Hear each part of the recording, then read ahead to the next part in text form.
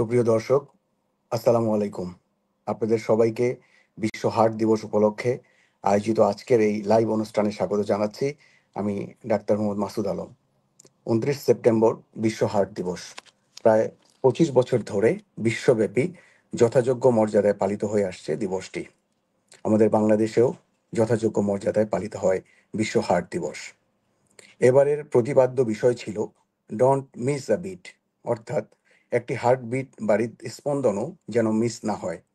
জনসচেতনতা তৈরির লক্ষ্যে প্রাণোচ্ছ্বাসের আজকের আয়োজন সুস্থ হার্ট সুস্থ জীবন। আমাদের সাথে আজকে অতিথি হিসেবে উপস্থিত থাকবেন জনাব ডাক্তার এস.এম. মাহবুবুল আলম।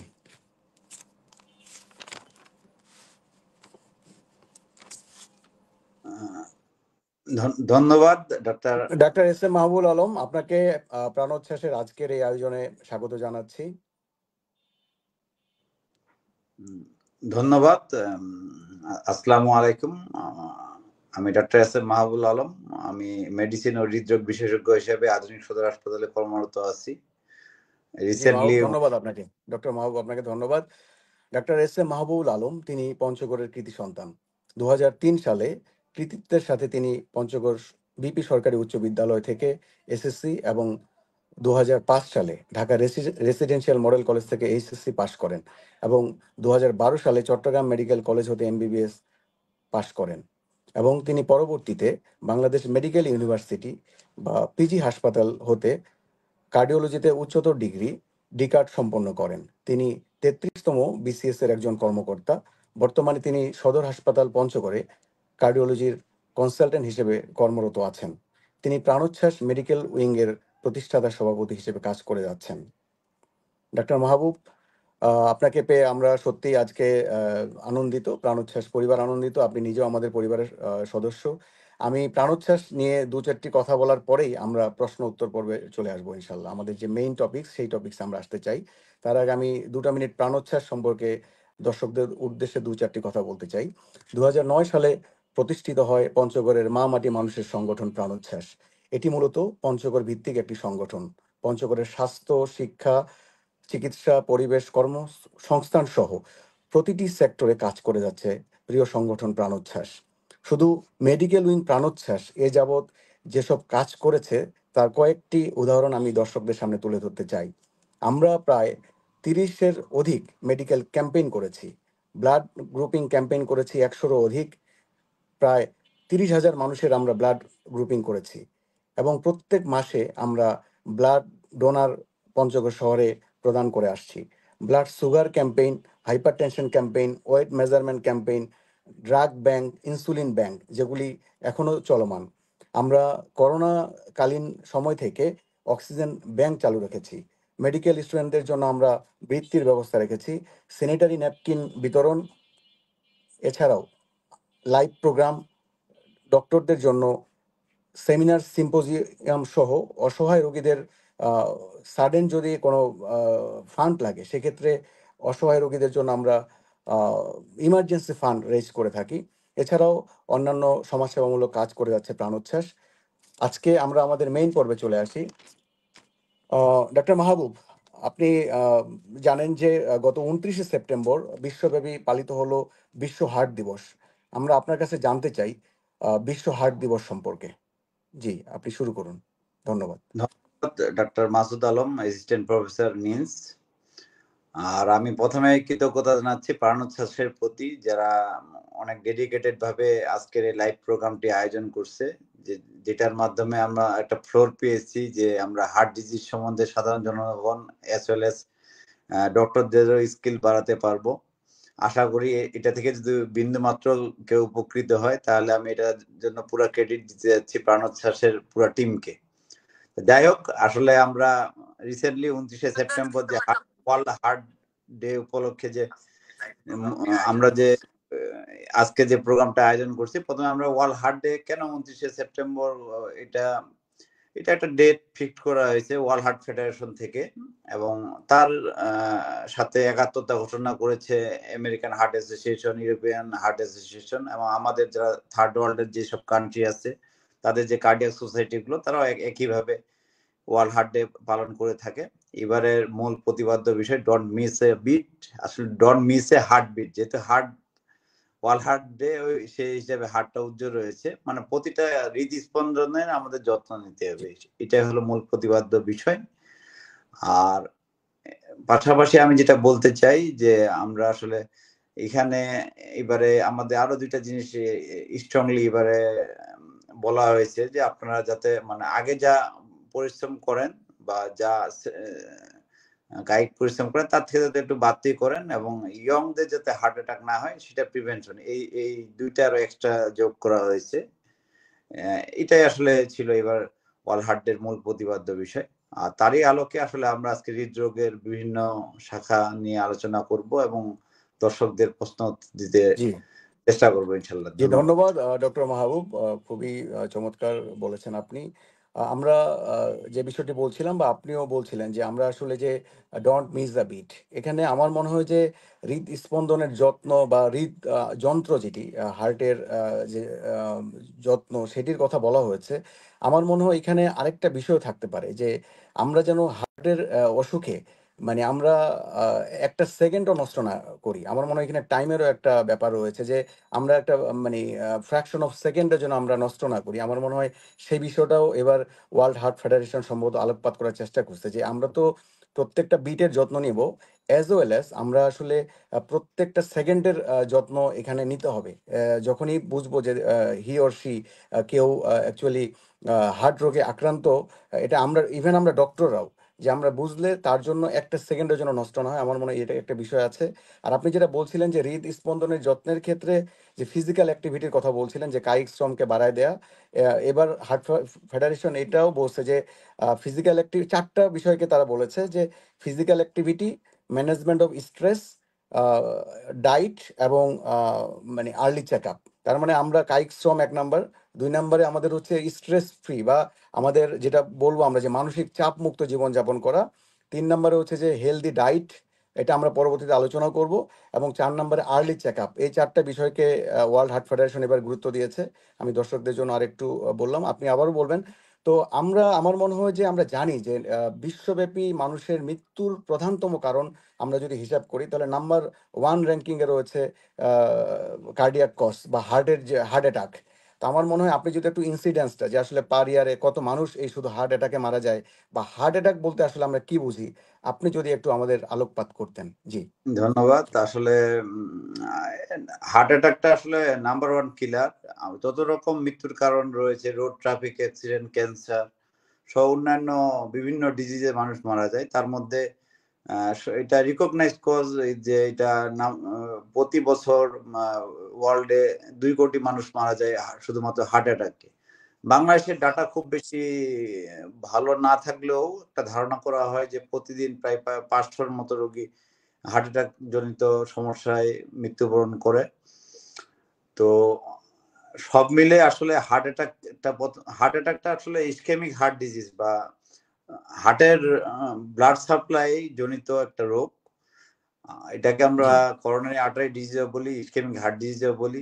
অনেকে সাধারণ মানুষজন হার্টের ব্লক জনিত কারণে হার্ট অ্যাটাক নামে সবচেয়ে বেশি পরিচিত। তো জি যখন একটা আর্টারি হার্টের ফুল ব্লক হয়ে যায় তখন সে আর্টারি হার্টের একটা মাংসপেশিকে তো সাপ্লাই দেয়, সেই জি সাপ্লাইটা তখন কাট অফ হয়ে যায়, তখন সেই হার্টের সেই মাসেলটা নষ্ট হয়ে যায়। এটাকে মায়োকার্ডিয়াল ইনফ্রাকশন বা বাংলায় হার্ট অ্যাটাক বলা হয়।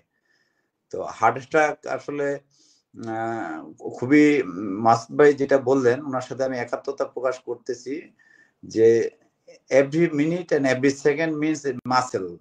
যত কুইকলি আমরা যাব, আমরা যে গোল্ডেন আওয়ারে একটা রোগীকে আমরা এমন একটা ফেসিলিটিতে নিয়ে যেতে পারি যে তাকে আমরা প্রাইমারি পিসিআই করতে পারবো, যেটা gold standard treatment of heart attack, তাহলে হয়তো বা তার মিনিমাম ড্যামেজ জি বা নিয়ার অ্যাবাউট নো ড্যামেজও মাঝে মাঝে দেখা যায় যে ইসিতে তেমন কিছু আসে না, মানে মনে হয় যে তার কোনো হার্ট অ্যাটাক হয়নি।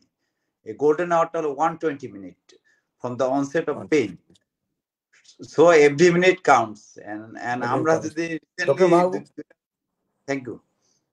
জি ডক্টর মাহবুব, যে বিষয়টা আপনি বলছিলেন যে আসলে কেন হার্ট অ্যাটাক এত ইম্পর্টেন্ট, কারণ আমরা যদি চিন্তা করি যে অন্যান্য রোগে হয়তো বা আপনি একটু সময় পাবেন, বলা হচ্ছে যে মানে হার্ট অ্যাটাকে আপনার ইমিডিয়েট ডেথ এটা প্রায় 70 to 75%। এটা কিন্তু অনেক বেশি। মানে আপনি ঘর থেকে ঘরের দরজা পার করতে পারবেন কিনা, রাস্তায় তো অনেক মানে দূর কি বাত যেটা আমরা বাংলায় বলি।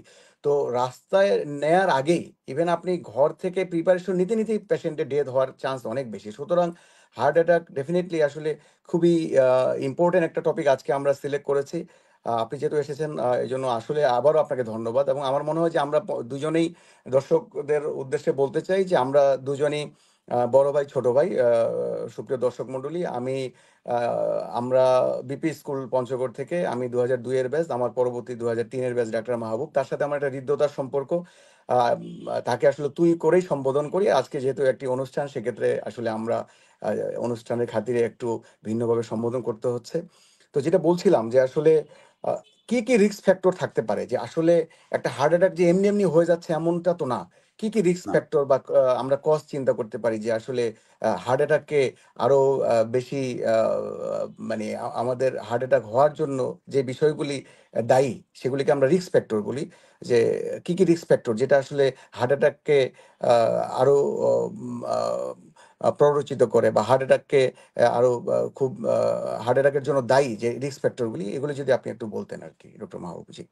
ধন্যবাদ। আসলে হার্ট অ্যাটাকের জন্য রিকগনাইজ রিস্ক ফ্যাক্টর আছে অনেকগুলো। এর মধ্যে কিছু মডিফাইবল আছে, কিছু নন মডিফাইবল। সহজভাবে যদি বলি, আমরা কিছু রিস্ক ফ্যাক্টর আছে যেগুলো আমরা চেঞ্জ করতে পারবো না। যেমন বয়স বাড়লে হার্ট অ্যাটাকের চান্স বাড়বে, কাজে বয়স তো কেউ আটকিয়ে রাখার ক্ষমতা নেই। আবার পুরুষদের হার্ট অ্যাটাকের চান্স মহিলাদের থেকে বেশি, সেটা যেমন নন মডিফাইবল। এবং family history of heart attack যদি থাকে আর্লি এজে, বিশেষ করে ডক্টর মাহবুব, ওই যে মহিলা। পুরুষদের চান্স বেশি আপনি বললেন, মানে পুরুষদের চান্স বেশি, এটা কত টাইমস বেশি, কত বেশি সেটা আসলে যদি রেশিও আহ, আকারে। বিভিন্ন স্টাডিতে বিভিন্ন ভাবে দেখানো হয়েছে। আসলে আফটার মেনোপজ, মানে মেয়েদের পিরিয়ড বন্ধ হওয়ার পরে যখন আমরা হার্ট অ্যাটাকের রিস্ক অ্যানালাইসিস করি, তখন অলমোস্ট ইকুয়াল। বা ইকুয়াল। বিফোর বিফোর মেনোপজ তাদের ইস্ট্রোজেন একটা হার্টের জন্য একটা প্রোটেক্টিভ একটা হরমোন। হরমোন হিসেবে কাজ করার কারণে তাদের এই পিরিয়ডটা তাদের একটা মানে হার্ট অ্যাটাক থেকে একটা সেফটি একটা প্রদান করে। সেই কারণে আমরা বলি যে পুরুষরা বেশি ডেঞ্জারাস পজিশনে আছে। আর আরো আসবে আমি এছাড়াও। সম্ভবত মাহবুব আজকে পড়তে গিয়ে কোথাও দেখলাম এটা অনেকটা 6 to 8 টাইমস মোর, এরকম একটা তথ্য সম্ভবত আমি আজকে কোথাও দেখেছি। তো এখানে তো পুরুষদের ক্ষেত্রে বেশি এটা এটা কি কোনো কারণ আছে কিনা যে পুরুষরা। এখানে আরো কিছু কারণ আছে।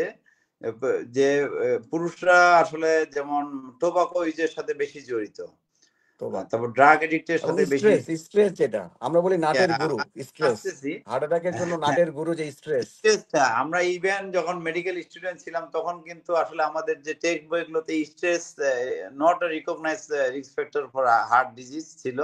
কিন্তু এখন সব বইপত্রে লেটেস্ট গাইডলাইনে সবগুলোতে চলে আসছে যে, আমি যে বাংলায় বলি যে আসলে মানসিক দুশ্চিন্তা একটা রিকগনাইজ রিস্ক ফ্যাক্টর হয়ে গেছে, যেটা পুরুষদের ক্ষেত্রে অনেক হয়ে গেছে। বেশি। বেকারত্ব বলেন, আর্থিক দুর্দশা বলেন, এইসব দুর্দশা বিভিন্ন বলেন। কারণ। আসলে হুম। ফ্যামিলিয়াল স্ট্রেস আছে, কলিক স্ট্রেস আছে, অফিসিয়াল স্ট্রেস আছে। সবসময় আমরা স্ট্রেসের মধ্যে বিদ্যমান রয়েছি। আরেকটা ইস্যু না বললেই নয়, যেমন আমাদের পঞ্চগড়ে বিশেষ করে আমরা ছোটবেলা থেকেই দেখে এসেছি এটা ফেন্সিডিলের যে পঞ্চগড়ে আসলে আমরা যেটা দেখছি যে টোবাকোর সাথে বা ফেন্সিডিল বা অন্যান্য মদ জাতীয় যেসব দ্রব্য রয়েছে, আসলে এটাও কিন্তু একটা ফ্যাক্টর। যেমন আমি যেহেতু আমরা পঞ্চগড়ের এবং প্রাণোচ্ছ্বাস পঞ্চগড়ের সংগঠন, আমরা একটু পঞ্চগড় নিয়েও কথা বলবো আসলে, কারণ এটা আমাদের বেসিক্যালি হ্যাঁ, পঞ্চগড়কে ফোকাস করে, পঞ্চগড়ের মানুষের জন্যই আসলে এটা। এবং আমি দর্শক বৃন্দ যারা আমাদেরকে এই মুহূর্তে দেখছেন বা ফলো করছেন, আপনারা আমাদের নিজেদের সন্তানের মতো করে আমাদেরকে আপন করে নিয়ে প্রশ্ন করতে পারেন। আমরা একেবারে আপনাদের জন্য প্রস্তুত। আমরা আসলে আজকে এখানে হয়তোবা ফেসবুক লাইভ এটা, তবে এটা পঞ্চগড়ের মানুষের জন্য। আর এটা দিয়ে অন্য কেউ উপকৃত হবে না সেটা নয়, কিন্তু আমরা যেহেতু পঞ্চগড়ের সংগঠন প্রাণোচ্ছ্বাস, আমরা আসলে একেবারে পঞ্চগড়বাসীর জন্য এই প্রোগ্রামটাকে ডেডিকেটেড করছি আজকে। তো যেটি আসলে ব্যাপার আপনি যেটা বলছিলেন যে রিস্ক ফ্যাক্টরগুলি, আমি আপনাকে থামিয়ে দিয়েছিলাম। আপনি যদি আমাদেরকে 4-5টা ইম্পর্টেন্ট রিস্ক ফ্যাক্টর বলতেন, যেগুলি দর্শকরা আসলে তারপর যে বিষয়টি মনে রাখতে পারবে।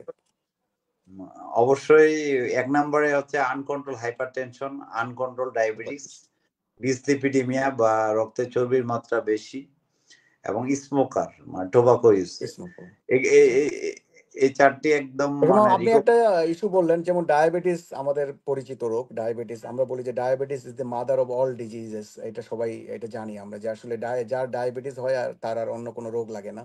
ডায়াবেটিস বললেন, আমরা হাইপার টেনশন মানে দর্শক উচ্চ রক্তচাপ, যেটা ব্লাড প্রেশার বেড়ে যাওয়া, আমরা হাই ব্লাড প্রেশারকে হাইপার টেনশন বলি। স্মোকিং বলতে আমরা যেটা আসলে সিগারেট, বাংলায় কথা বিড়ি সিগারেট, যেটা সেটা হচ্ছে স্মোকিং। আর ডিসলিপিডিমিয়া একটা শব্দ উচ্চারিত হয়েছে, আমাদের কনসালটেন্ট মহোদয় বলেছেন। ডিসলিপিডিমিয়া মানে আপনারা কোলেস্ট্রল যেটাকে বলেন আর কি, এরকম কোলেস্ট্রল বা টিজি ট্রাইগ্লিসারাইড, মানে আমাদের চর্বি জাতীয় যেই বিষয়টা, ফ্যাটি অ্যাসিড, সেটাকে সেটার যদি কোনো অ্যাবনর্মালিটি হয়, সেটাকে ডিসলিপিডিমিয়া মানে রক্তে চর্বির পরিমাণ বেশি হয়ে যাওয়া, তাই তো ডক্টর মাহবুব? আমি মনে হয় ঠিক বলেছি নাকি? ডিসলিপিডিমিয়া যদি বলি, আসলে আমাদের এটা চারটা আসলে উপাদান রয়েছে। একটা হলো টোটাল আচ্ছা, কোলেস্ট্রল, তারপর এলডিএল, এইচডিএল এবং ট্রাইগ্লিসারাইড। এর মধ্যে কিন্তু এইচডিএলটা কিন্তু ভালো কোলেস্ট্রল, আর বাকি গুড তিনটা ব্যাড কোলেস্ট্রল। কোলেস্ট্রল। জি। হ্যাঁ হ্যাঁ, ভালো বা গুড কোলেস্ট্রল বলি যেহেতু। তো এইচডিএলটা যত বেশি হবে তত প্রোটেক্টিভ, আর বাকি কোলেস্ট্রল গুলো মানে যত এইচডিএল বাড়বে বেশি হলে, আপনি যেটা বলতে চাচ্ছেন এইচডিএল বেশি হলে হার্ট ভালো থাকবে, আর এলডিএলটা বেশি হলে হার্টের এর অ্যাটাকের কাজে সম্ভাবনাটা বেশি। হার্ট থেকে যে যে কোনো যেগুলো বর্জ্য পদার্থ আসলে মূলত যে যে চর্বিটা, সেটাকে আমরা পেরিফেরিতে নিয়ে দেয়, মানে বা লিভার দিয়ে অ্যাসিটেট করে করা। আর বাকি যেগুলো এলডিএল, টোটাল কোলেস্ট্রল, ট্রাইগ্লিসারাইড, এগুলো হলো হার্টের ভেসেল ডিপোজিট হয়ে আস্তে আস্তে প্লাক তৈরি হয়। প্লাক তৈরি হয়ে আস্তে আস্তে হার্টটা ব্লক হয়। ব্লক হলে যদি টোটাল কাট অফ হয়ে যায় ব্লাড সাপ্লাই, তাহলে তখন মায়োকার্ডিয়াল ইনফার্কশন হয়। যদি ব্লকেজটা 70% এর উপরে হয়, তখন আস্তে আস্তে সিমটম হয়। তখন মানুষজন হাঁটাহাঁটি করলে, ফিজিক্যাল এক্সারসাইজ যখন বেড়ে গেল, সাপোজ ধরেন যে আপনি একটা সিঁড়ি দিয়ে 3 তলায় উঠলেন, তখন দেখবেন যে বুকে চাপ অনুভব করতেছেন, বা একটানা 2 কিলোমিটার হাঁটলেন, তখন চাপ অনুভব হবে। আর যখন কমপ্লিট ব্লক হবে আচ্ছা তখন ডক্টর মাহবুব, আপনি যেটা বলছিলেন যে কম্পোনেন্টগুলি, আমরা যদি দর্শকদের উদ্দেশ্যে একটু, দর্শকদের সুবিধা হবে, কারণ আমরা যে আলোচনাগুলি ওগুলো আবার আসবে। ওই আপনি বলছিলেন যে লিপিড, আমরা যে চর্বি, লিপিড, তো বা আমরা পেশেন্টকে লিপিড প্রোফাইল করতে দেই। পেশেন্টরা অনেকেই জানেন এখন এই সম্পর্কে, যে লিপিড প্রোফাইল ফাস্টিং আমরা খালি পেটেই করতে দেই। তো লিপিড প্রোফাইল যেটা, দর্শকদের জন্য এটাও বলে রাখি, আমরা খালি পেটে বলতে মিনিমাম 8 থেকে 14 ঘন্টা আপনি রাতের খাবার খেয়ে শুবেন, 8 থেকে 14 ঘন্টা না খেয়ে থাকাটাকে আমরা ফাস্টিং বলি। তো দর্শকদের উদ্দেশ্যে ডক্টর মাহবুব, আপনি চারটা কম্পোনেন্ট যেটা বলছিলেন, যে LDL cholesterol, HDL cholesterol, triglyceride, আর হচ্ছে এদিকে ভিএলডিএল রয়েছে। তো যাই হোক, আমার মনে হয় দর্শকদের জন্য দর্শকরা ইনফরমেশনটা পেয়ে গেছেন। আমার মনে হয় এবারে আমরা যেটাতে যেতে পারি, সেটি হচ্ছে যে হার্ট ডিজিজ আমার হয়েছে কিনা। আমার বাড়ি, যেমন আমার গ্রামের বাড়ি আসলে হচ্ছে ফুটকি বাড়িতে, ফুটকি বাড়ির একটা প্রত্যন্ত গ্রামে আমার গ্রামের বাড়ি। তো সেখানে একজন মানুষ কিভাবে বুঝবে যে আমার হার্ট ডিজিজ হয়েছে? মানে আমরা তো পেটের ব্যথা, গ্যাসের ব্যথা, হার্টের ব্যথাকে একাকার করে ফেলি। আমার আজকের টার্গেট হচ্ছে প্রত্যন্ত অঞ্চলের মানুষকে এবং পঞ্চগড়ের মানুষকে মানে তাদেরকে অ্যাওয়ার করা, তাদেরকে সচেতন করা যে কোনটি হার্ট ডিজিজ।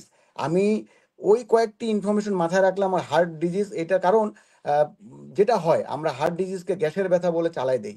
সুতরাং আজকে আমরা যদি এই লাইভে একটা উপকার হয় মানুষের, সেটা মানুষ যেন বুঝতে পারে যে this is the heart disease, এটি হার্ট ডিজিজ, এটি non heart disease, this is cardiac, this is non cardiac. মানে আমরা আজকে মানুষকে এই ইনফরমেশনটুকু দিতে চাই যে কোনটি কার্ডিয়াক বা কোনটি নন কার্ডিয়াক, বা কোনটি হার্টের বা হার্ট অ্যাটাক। তো হার্ট অ্যাটাক হলে কিভাবে আসলে একজন মানুষ বুঝবে? চিকিৎসক তো আমরা বুঝবই, কিন্তু ব্যক্তি মানুষ বা পরিবার, সবার আগে পরিবার বুঝবে যে না, আসলে আমার স্বামীর, অথবা আমার বাচ্চার, অথবা আমার ছেলের, হ্যাঁ, অথবা আমার দেবরের, তার এই হার্টের সমস্যা হয়েছে, এটা কিভাবে বুঝবে? এটা আপনি একটু যদি আমাকে একেবারে ধন্যবাদ। সংক্ষেপে বলবেন, যেন দর্শক বুঝতে পারে কাইন্ডলি। জি। অবশ্যই। আসলে হার্ট ডিজিজ বোঝার জন্য আমাদের 3টা জিনিস মাথায় রাখতে হবে। 1 নাম্বার হচ্ছে হার্ট ডিজিজ সেই পেশেন্টেরই হবে যখন আমরা কোনো পরিশ্রমের কাজ করব, তখন আমার বুকে ব্যথা হবে। কিন্তু আমি জি। যখন বিশ্রাম গ্রহণ করব, তখন ব্যথাটা কমে যাবে। ব্যথার প্যাটার্নটা যদি এরকম হয়, তাহলে এটা একটা পয়েন্ট। নাম্বার 2 পয়েন্ট হচ্ছে বুকের ব্যথাটা পুরা বুক জুড়ে হবে এবং বুকের সেন্ট্রালি মানে মাঝখানে হবে। আচ্ছা। ব্যথাটা এমন মনে হবে যে কোনো ভার একটা পাথর বা বুকে একটা হাতি বসে আছে এরকম একটা চাপ অনুভব হবে। এবং এই ব্যথাটা ১-২ সেকেন্ড নয়, এটা ১-২ মিনিট বা ৩ মিনিট ক্ষেত্র বিশেষে আরো বেশি সময় ধরে থাকবে। অনেক সময় ৩ 3 থেকে 30 মিনিট পর্যন্ত বলা হয় যে কন্টিনিউয়াস পেইন। হ্যাঁ, কন্টিনিউয়াস পেইন এক্সাক্টলি। আর ৩ নাম্বার আমি বলতে চাই এটা হলো ওষুধ দিয়ে টেস্ট করা, যেটা আমরা সিম্পলি একটা নাইট্রোগ্লিসারিন স্প্রে অথবা এনজিকার ট্যাবলেট যখন আমার পেইন হবে তখন যদি আমি সেটা জিহ্বার নিচে দিয়ে থাকি এবং যদি ব্যথাটা কমে যায়, এই তিনটাই যদি হয়ে থাকে তাহলে আমরা ধরে নিব যে এটা heart disease, without ECG evidence or without echocardium evidence or without ETT evidence, এটা প্রবাবল যে এটা তাহলে আচ্ছা, হার্ট আমি ডিজিজ। তাহলে আপনি যেটা বললেন আমি দর্শকদের উদ্দেশ্যে একটু সামারাইজ করে দেই, এটা সহজ করেই বলি। যেমন আমরা মানে ৩টা কম্পোনেন্ট আমরা যদি একেবারে এগুলো অনেক একটা হার্টের অ্যাটাকের আসলে অনেক প্রেজেন্টেশন রয়েছে দর্শক। এই হার্ট অ্যাটাক আপনার অনেকভাবেই প্রেজেন্ট করতে পারে, কিন্তু আমাদের ডক্টর মাহবুব যেটাতে আলোকপাত করলেন ৩টা বিষয়। যে আপনার ধরেন যে আপনি যে বুকে হাত দিলেন, সেন্ট্রাল চেস্ট পেইন, মানে আমার একদম এই যে এই জায়গাটাতে আমি হাত দিয়েছি, এখানে একটা সেন্ট্রাল মানে আমি বুকের মাঝখানে ব্যথাটা হবে নাম্বার ওয়ান। এই ব্যথাটা আপনার তীব্র ব্যথা হতে পারে। আমার স্যার বলতে যে ইম্পেন্ডিং টু ডেথ, মানে আপনার মনে হচ্ছে যে আমি মারা যাচ্ছি, প্রচণ্ড শ্বাসকষ্ট হতে পারে। এইটা একটা ব্যাপার যে সেন্ট্রাল চেস্ট পেইন আমরা বলছি যে একদম বুকের মাঝখানে ব্যথা। আমি কিন্তু বাম ডান বলি নাই দর্শক, আমি বলেছি বুকের মাঝখানে সেন্ট্রাল চেস্ট পেইন আমরা নাম্বার ওয়ান। আপনি একটু মুভ করতেছেন, জাস্ট মুভমেন্ট, আপনি পাটা এক পা আরেক পা ফেলছেন, মুভমেন্ট করতেছেন, আপনার ব্যথা আরো তীব্র হচ্ছে। নাম্বার 2 পয়েন্ট কিন্তু মুভমেন্টে বাড়ছে। নাম্বার 3 পয়েন্ট হচ্ছে যে আপনার বাসায় যদি এই আমরা হার্টের যে স্প্রেগুলা দেই, হার্ট অ্যাটাক হলে আপনারা অনেকে স্প্রের সাথে পরিচিত। যদি যেই স্প্রেগুলো আমরা দেই, সেই স্প্রে যদি জিহ্বার নিচে দেওয়ার পরে দেখা গেল যে না একটু কমছে, তাহলে দর্শক আমরা এই ৩টা পয়েন্টকে, নাম্বার ওয়ান যে আমাদের বুকের মাঝখানে ব্যথা, ২ নাম্বার হচ্ছে যে আমরা নড়াচড়া করলে একটু হাঁটাহাঁটি করলে ব্যথাটা আরো তীব্রতর থেকে তীব্রতর হচ্ছে, এবং নাম্বার 3 হচ্ছে যে আমরা হার্ট অ্যাটাকের স্প্রেটা যদি জিহ্বার নিচে দেই তাহলে আরাম লাগতেছে, শান্তি লাগতেছে। এই ৩টা পয়েন্ট যদি মানে পজিটিভ হয়, আপনি ৩টা পয়েন্টের ধরেন যে ২টাও যদি পজিটিভ হয়, আপনি ধরে নিতে পারেন যে আসলে মানে তার হার্ট অ্যাটাক হয়েছে। সুতরাং আমার মনে হয় এটা মাথায় রাখা জরুরি। এছাড়াও হার্টের ব্যথা আমরা জানি হাতে বাম হাতে যায়, অথবা চোয়ালের দিকে যেতে পারে, পিছনে যেতে পারে, উপরে যেতে পারে, এটা এগুলো আছে। কিন্তু যে ৩টা পয়েন্ট আমাদের ডক্টর সাহেব বললেন, আপনারা এই ৩টা পয়েন্টকে অবশ্যই নোট করবেন। প্রয়োজনে আপনাদের যদি ভালো লাগে এই ৩টা পয়েন্টকে আপনারা আবারও লাইভ শেষে আবারও শুনতে পারেন। যারা সচেতন মানুষ রয়েছেন তারা আপনাদের গ্রামের মানুষকে এভাবে সচেতন করতে পারেন। ডক্টর মাহবুব, খুবই ভালো লাগছে আসলে আপনার সাথে আলোচনা করে। আহ, এর পরবর্তীতে যে বিষয়টি আলোচনা করতে চাচ্ছিলাম, যে আসলে আমরা বিশেষ করে পঞ্চগড়ে, যেহেতু আপনি থাকেন পঞ্চগড়ে সেবা দিচ্ছেন, তো হার্টের রোগ ধরার জন্য অনেক রকম ইনভেস্টিগেশন রয়েছে, আধুনিক বিশ্বে অনেক রকম ইনভেস্টিগেশন রয়েছে। ডক্টর মাহবুব, আপনি আসলে কিভাবে পঞ্চগড়ের মানুষকে হার্টের যে সেবা দিয়ে যাচ্ছেন সেটা কিভাবে, আপনি কোন কোন টেস্ট করছেন, বা আমাদের পঞ্চগড়ে কোন কোন টেস্টগুলো অ্যাভেলেবল, হার্ট অ্যাটাক কি পঞ্চগড়ে ডায়াগনোসিস করা পসিবল কিনা, আপনি যদি একটু দর্শকদের উদ্দেশ্যে বলতেন কাইন্ডলি। জি। অবশ্যই আসলে আমাদের পঞ্চগড়ে যে হার্ট রিলেটেড ৩টি টেস্ট অ্যাভেলেবেল রয়েছে, প্রথমে বলি ইসিজি, দ্বিতীয়ত ইকোকার্ডিওগ্রাম, তৃতীয়ত ট্রপনিন আই, যেটা ব্লাডের মাধ্যমে একটা হার্টের বায়োমার্কার, যেটা বেড়ে গেলে হার্ট অ্যাটাক ইন্ডিকেট করে এবং রেঞ্জের ভিতরে থাকলে হার্ট অ্যাটাক ইন্ডিকেট করে না। আর জি। ইসিজির মাধ্যমে আমরা তো সহজেই ডায়াগনোস করতে পারি।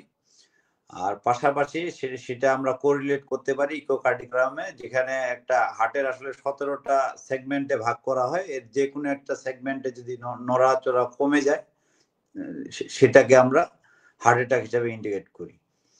তো সাইন্টিফিক্যালি যদি বলি, প্রথমে আসলে আসে মেকানিক্যাল চেঞ্জ, মানে প্রথমে চেঞ্জটা আসবে মানে কার্ডিওগ্রামের মাধ্যমে, কিন্তু সেটা ওয়াইডলি অ্যাভেলেবেল নয়। আর প্রথমে mechanical, then electrical, and then হচ্ছে বায়োমার্কার। সিকোয়েন্সটা হলো এই।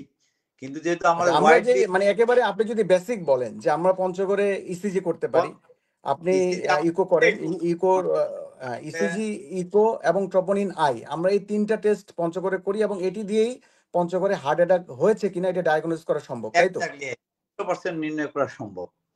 Very nice, heart very nice, attack এই 3টি টেস্টের বেশি প্রয়োজন নেই আসলে। Very nice. ডক্টর মাহবুব, পঞ্চগড় সদর হাসপাতালকে একটা রেফারেল হাসপাতাল বলা হয়, মানে আপনাদের মতো ভালো চিকিৎসকরা থাকার পরেও এটিকে শুধুমাত্র রেফারেল হাসপাতাল, যে মানুষজন বলে থাকেন যে পঞ্চগড় হাসপাতালে মানুষ আসলে আসলেই শুধু তাকে ইমার্জেন্সি থেকে আপনারা রংপুরে বা দিনাজপুরে বা ঢাকায় পাঠিয়ে দেন। আসলে আপনি এটার সাথে একমত কিনা, বা আপনি সম্পর্কে যদি কিছু বলতেন যে আপনারা এত সেবা দেওয়ার পরেও কেন পঞ্চগড় হাসপাতালকে একটি রেফারেল হাসপাতাল বলা হচ্ছে? ডেফিনেটলি মানে আমাদের district level hospital definitely refer করবে, কিন্তু মানুষের একটা পারসেপশন হচ্ছে যে আপনার রেফারটা বেশি করেন। আসলে এটার সাথে আপনি একমত কিনা, বা আপনি যা বলতে চান কাইন্ডলি। জি, এটার সাথে আমি সম্পূর্ণ একমত না। আসলে এটা একটা সেকেন্ডারি হেলথ কেয়ার সিস্টেম। তো এখানে আমরা যে কোনো রোগ আসলে প্রথমে আমরা অবশ্যই এটা ডায়াগনোসিস করার চেষ্টা করি, এবং ক্ষেত্র বিশেষে বেশিরভাগ ক্ষেত্রে ডায়াগনোসিস করে দিই। ডায়াগনোসিস টা আমরা যেমন একটা সিম্পল একটা, যদি কেউ বুকের ব্যথা নিয়ে আসে, একটা ইসিজি আমাদের ইমার্জেন্সিতে অ্যাভেলেবল। এটা ইসিজি করলে আমরা বুঝতে পারি এটা হার্ট অ্যাটাক আছে কি নয়। এবং ইমিডিয়েটলি যে হার্ট অ্যাটাকের যে ট্রিটমেন্ট, যেমন ইকোস্প্রিন ট্যাবলেট 4টা চিবিয়ে খাওয়া, সাথে লিপিড লোয়ারিং কিছু ওষুধপত্র আছে, নাভিতে কার্ডিনেক্স নামক যে ওষুধ, এগুলি যেটা তো পঞ্চগড়েই আপনি দিচ্ছেন, তাই তো? পঞ্চগড়ে হ্যাঁ, এগুলো আমরা দিয়েই রোগীকে তার সেটেল মানে আপনি করে। সব রোগী যে রেফার করছেন ব্যাপারটা এরকম নয়, না ম্যাক্সিমাম না, সব চিকিৎসা পঞ্চগড় হাসপাতালে মানুষ পাচ্ছে। রেফার করলেও অনেকে আসলে অন রিস্ক বন্ডে থাকে, যেহেতু আমাদের আসলে পঞ্চগড়ে সিসিউ নেই। এবং সিসিও নেই, জি জি, এক্স্যাক্টলি। একটা হার্ট অ্যাটাকের ফার্স্ট 72 আওয়ার্সে মর্টালিটি রেট 75%। 75%, ইয়েস। কাজেই এরকম একটা হাই রিস্ক একটা পেশেন্টকে আমরা আসলে পঞ্চগড়ে, যেহেতু সিসিউ সেটআপটা নেই, সেহেতু আসলে রাখাটা সমীচীন নয়। তাকে এর থেকে উন্নততর জায়গায় পাঠানোটা শ্রেয়। অনেকে হয়তোবা আর্থিক কারণে যেতে পারে না, তারা অন রিস্কে থাকে। এমন অনেক পেশেন্টের আমি উদাহরণ দিতে পারবো যারা সাকসেসফুলি এখানে হার্ট অ্যাটাক নিয়ে ফুল ট্রিটমেন্ট নিয়ে বাসায় সুস্থভাবে গেছে, এবং এখন তারা কর্মক্ষম। এরকম সংখ্যাটাও অপ্রতুল নয়। আর রেফারেলের কথা যদি বলেন, আসলে টোটাল রোগীর হয়তো বা 4 to 5% বেশি রেফারেল হয় না। আচ্ছা আর মাহবুব, ডক্টর মাহবুব, আপনি অসংখ্য ধন্যবাদ। আমরা একটু আপনি যেটা বলছেন, দর্শক আসলে এটা ক্লিয়ার আমার মনে হয়। যেটা বিষয় সেটা হচ্ছে যে আপনি অ্যানজাইনা পেক্টোরিস বা অ্যানজাইনা একটা টার্ম ইউজ করেছিলেন, এবং মায়োকার্ডিয়াল ইনফাকশন। তো ডক্টর মাহবুব, আসলে আমি জানতে চাচ্ছিলাম যে খুবই সংক্ষেপে, খুব কমন যে হার্ট ডিজিজগুলি রয়েছে, যে হার্টের অসুখ আমরা কমনলি যেটা আপনারা পান, ইভেন পঞ্চগড়েও পান, তো সেগুলি আপনি শুধু একটু নামগুলি আমাদেরকে বলবেন, এবং পরবর্তীতে আমি আবার প্রশ্ন আবার থ্রো করছি। আপনি শুধু হার্টের কমন যে রোগগুলি রয়েছে এগুলি যদি একটু বলতেন কাইন্ডলি। জি, আচ্ছা, হার্টের প্রথম আসলে ডিজিজ যেগুলো রয়েছে, প্রথম হচ্ছে হার্টের ছন্দ বা রিদম নিয়ে। আসলে যেমন জি, জি। আমরা হার্টবিট নর্মাল ধরে থাকি 60 থেকে 100-র মধ্যে, আইডিয়াল যদিও 72। তাহলে 100-র উপরে যদি কারো হার্টবিট থেকে থাকে, তাহলে আমরা তাকে টেকিকার্ডিয়া বলি বা টেকি এরিথমিয়া বলি। কারোর যদি 60-এর নিচে থাকে, তাহলে তাদেরকে ব্রেডি এরিথমিয়া বা ব্রেডিকার্ডিয়াও বলে থাকি। জি। এর মাঝামাঝি 60 থেকে 100-র মধ্যে থাকতে পারে, কিন্তু ছন্দ পতন, এলোমেলো ছন্দ, যেমন অ্যাট্রিয়াল ফিব্রিলেশন, এই ধরনের রোগ। তাহলে হার্টের ছন্দ নিয়ে এক প্রকার রোগ, যেটা রিদম ডিস্টারবেন্স বলে হৃদম, মেডিকেল। জি। দ্বিতীয়ত মানে সবচেয়ে অ্যারিথমিয়া, বেশি আমরা এক নাম্বার আপনি বলতে চাচ্ছিলেন যে অ্যারিথমিয়া যেটা বলি আমরা। অ্যারিথমিয়া। অ্যারিথমিয়া, জি। নাম্বার 2 ইসকেমিক হার্ট ডিজিজ, বা হার্টের রক্তনালীর রোগ, যেটাকে আমরা সবচেয়ে বেশি সবাই প্রাধান্য দিই। অনেকে ভাবে যে এটা একমাত্র হার্টের রোগ। তো এটা তো নিয়ে সবাই বিশদ আলোচনা হয়েছে যে এটা ইসকিমিক আসলে হার্ট ডিজিজ, আচ্ছা আপনি ইসকিমিয়া বলতে আসলে আপনি কি বোঝাতে চাচ্ছেন? যে ইসকিমিয়া ইসকেমিয়া বললেন, ইসকিমিক হার্ট জিনিসটা ডিজিজ। হলো হার্টের যে ডিমান্ড। হার্ট তো পুরো বডিকে ব্লাড দিচ্ছে, হার্টের নিজেরও ব্লাডের প্রয়োজন।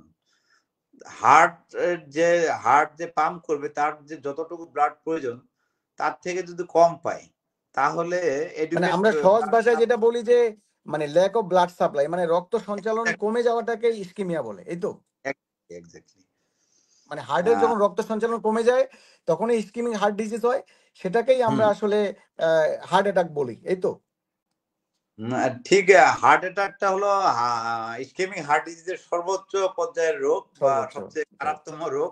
না, এর দর্শকদের বোঝার উদ্দেশ্যে আর কি, আমি বলছিলাম দর্শকদের হ্যাঁ, বোঝার যেটা উদ্দেশ্যে। আপনি বললেন যে এটা আসলে আমরা দুই ধরনের ভাবে বলতে পারি। একটা হলো অ্যাঞ্জাইনা, যেটা হলো একটা একজারশনে, যেটা মানে হাঁটাহাঁটি করলে বেড়ে যাবে। বেড়ে বুকে যায়। ব্যথা আবার রেস্ট নিলে কমে যাবে। আর যখন হার্ট অ্যাটাক জি। হবে তখন কিন্তু আসলে রেস্টেও ব্যথা হবে। নাইট্রেট সাবলিঙ্গুয়ালি আমরা যেগুলো স্প্রে ইউজ করি সেগুলোতেও কোনো কাজ মানে হবে আমরা না। যেটাতে মানুষ বেশি মারা যায় এমআই বা মায়োকার্ডিয়াল ইনফার্কশন যেটা বলি। এক্সাক্টলি। সেটাতে মায়োকার্ডিয়াম বলতে কি বোঝান আসলে? মায়োকার্ডিয়াল ইনফার্কশন যে টার্মটা এটা একটু যদি বুঝায় বলতেন। হার্টের মাসেলকে মায়োকার্ডিয়াম বলে। আর মায়োকার্ডিয়াল ইনফার্কশন হলো মানে হার্টের মাসেল। সেই মাসেলটা মানে রক্ত মায়োকার্ডিয়ামটা হচ্ছে হার্টের যে মাংসপেশি সেটার নাম মায়োকার্ডিয়াম। হার্টের মাংসপেশিকে এক- মায়োকার্ডিয়াম বলছি আমরা। তাই তো? আর আর ইনফার্কশন হলো সেটাতে পর্যাপ্ত পরিমাণে রক্ত না যাওয়ার কারণে সেই মায়োকার্ডিয়ামটা আসলে ব্লাড সাপ্লাইয়ের অভাবে নষ্ট হয়ে যাওয়াটাকে নষ্ট মায়োকার্ডিয়াল হয়ে যায় ইনফার্কশন বলে। আচ্ছা ডক্টর মাহবুব, আমরা গ্রামে দেখেছি বা এখনো মানুষের একটা ধারণা যে মানুষ বলে যে হার্ট স্ট্রোকে মারা গেছে। আসলে হার্ট স্ট্রোক বলতে কিছু আছে কিনা? একেবারে সংক্ষেপে বলবেন হার্ট স্ট্রোক। আচ্ছা, আমি এটা একটা আসলে কমনলি স্ট্রোক যেটা বলে স্ট্রোক জিনিসটা আসলে কোনোভাবে হার্টের সাথে যায় না। হার্টের সাথে যায় না। স্ট্রোক তাহলে সম্পূর্ণ কার সাথে যায়? তাহলে কার সাথে যায়? ব্রেনের রোগ। তাহলে স্ট্রোক হঠাৎ বলতে করে আমরা যেটা বুঝি ডক্টর মাহবুব সেটা হচ্ছে ব্রেন স্ট্রোক। তাহলে হার্ট এক্স্যাক্টলি স্ট্রোকটা আমরা ভুল, তাই তো? হার্ট স্ট্রোক নামে আসলে কোনো টার্ম নেই। আহ, আসলে গ্রামের লোকজন যেটা হার্ট স্ট্রোক বলতে ওই যে মায়োকার্ডিয়াল ইনফার্কশন বা হার্ট অ্যাটাকটাকে বোঝাতে চায়। তো এই জি, জি। ক্ষেত্র বিশেষে কিন্তু স্পেশাল যারা কার্ডিয়াক সেন্টার এখানে কিন্তু অনেকে বিপত্তিতে, যেমন ঢাকায় আমি দেখেছি এনআইসিভিটিতে কাজ করার সময় জাতীয় হৃদরোগে যে অনেকে স্ট্রোকের রোগী এসে বিড়ম্বনায় পরে পরবর্তীতে তাদেরকে আবার ঢাকা মেডিকেলে যেতে হয় বা নিমসে যেতে হয়। তো এই জন্য এটা ক্লিয়ার কাট ধারণা থাকতে হবে যে স্ট্রোক সেটাই যে হঠাৎ করে আপনার রোগী অজ্ঞান হয়ে যেতে পারে, হাই প্রেশারের রোগী হঠাৎ করে তার একটা হাত একটা পা অবশ হয়ে যেতে পারে, হঠাৎ করে তার কথা যাই হোক, সেটা তো কথা আরেকটা আলোচনার বিষয়। মানে স্ট্রোক আমরা হচ্ছে হ্যাঁ ব্রেনের বুঝলাম। আজকে ডক্টর মাহবুব আমাদের আপনি টপিক। যে পয়েন্টে ছিলেন আরকি, হ্যাঁ আপনি যে হ্যাঁ পয়েন্টে ছিলেন আমরা সেই পয়েন্টে আরেকটু ফেরত যেতে চাই। সেটি হচ্ছে যে হার্টের রোগ। আমরা ১ নম্বরে বলেছি যে ছন্দপতন বা অ্যারিথমিয়া, ২ নম্বরে বলেছি যে আমরা ইসকেমিক হার্ট ডিজিজ বা হার্টের রক্ত সাপ্লাই কমে যাওয়া। এরপরে মানে আর কোনো রোগের কথা বলবেন কিনা? যেমন ভালভুলার হার্ট এক্স্যাক্টলি। ডিজিজ বা আরো কিছু? জি। আমরা অনেক বাচ্চাদের দেখি যে কনজেনিটাল হার্ট ডিজিজ বা জন্মগত হৃদরোগ যেটা হৃদরোগ, জি। সেক্ষেত্রে এএসডি বিএসডি টপ এসব মানে আমরা হার্টের ফুটো বলতে পারি বা কনজেনিটালি অনেকের ভালভুলার হার্ট ডিজিজও হতে পারে, মানে জন্মগত আচ্ছা হৃদরোগ। আর ডক্টর মাহবুব, আমি এই ক্ষেত্রে একটা প্রশ্ন এদিকে নিয়েই নেই। আপনার যে হার্ট ডিজিজ বা বাচ্চাদের কথা বললেন, কনজেনিটাল হার্ট ডিজিজ বা ভালভুলার হার্ট ডিজিজ, আমাদের মশিউর রহমান নামে একজন দর্শক খুবই ভালো প্রশ্ন করেছেন। ধন্যবাদ মশিউর রহমান আপনাকে। উনি অনেক ২-৪টা কমেন্ট করেছেন এবং খুবই সুন্দর, সুন্দর আমাদেরকে ইন্সপায়ার করার জন্য তিনি কমেন্ট করেছেন। তিনি একটা কমেন্টে বলেছেন যে, "স্যার, শিশুদের হার্টে ফুটো আছে কিনা? এই পরীক্ষা কি পঞ্চগড়ে করানো যায়? থাকলে কোথায়? দয়া করে জানাবেন প্লিজ।" শিশুদের অবশ্যই হার্টে ফুটা। শিশুদের হার্টে ফুটো এরকম রোগী অনেকগুলো আমি নিজেই ডায়াগনোস করে দিচ্ছি। এটা আমাদের আধুনিক মাশাআল্লাহ, সদর মাশাআল্লাহ। Very nice. ইকোকার্ডিওগ্রাম যে মেশিন, সেখানে একটা সিম্পল একটা কালার ডপলার ইকোকার্ডিওগ্রাম করলেই আপনার বাচ্চার হার্টে ফুটো আছে কিনা সেটা আমরা বুঝতে পারবো। এবং এমনকি আমাদের এখানে এএসডি ভিএসডি টপের অনেক রোগীগুলো ইভিস্টেন অ্যানোমেলিরও আমি দুটা পেশেন্ট ডায়াগনোসিস করে দিয়েছি। মানে আপনি এএসডি, কাজে ভিএসডি যেটা বলছেন সেটি আসলে কি মানে বাচ্চাদের একদম জন্মগত হার্টের ফুটা বা হার্টের রোগ, এই তো? জি, জি, জন্মগত হার্টের রোগ। জি। এটা যেখানে আমাদের কোনো ডক্টর মাহবুব, কমিউনিকেশন এটা কি পঞ্চগড়ে বোঝা সম্ভব? মানে আই মিন ইকো করেই তো হ্যাঁ বোঝা সম্ভব। জি। বোঝা সম্ভব। এবং আমি বলতে পারি যে জন্মগত হৃদরোগ আমার লাস্ট 5 ইয়ার্সে আমার হাত ধরেই মোটামুটি প্রায় আমি বলতে পারি 300 অধিক মাশাআল্লাহ, মাশাআল্লাহ। খুবই ডায়াগনোসিস করা সুন্দর। হয় আমার এক্সিলেন্ট, ইকোকার্ডিওগ্রামে। এক্সিলেন্ট। এক্সিলেন্ট।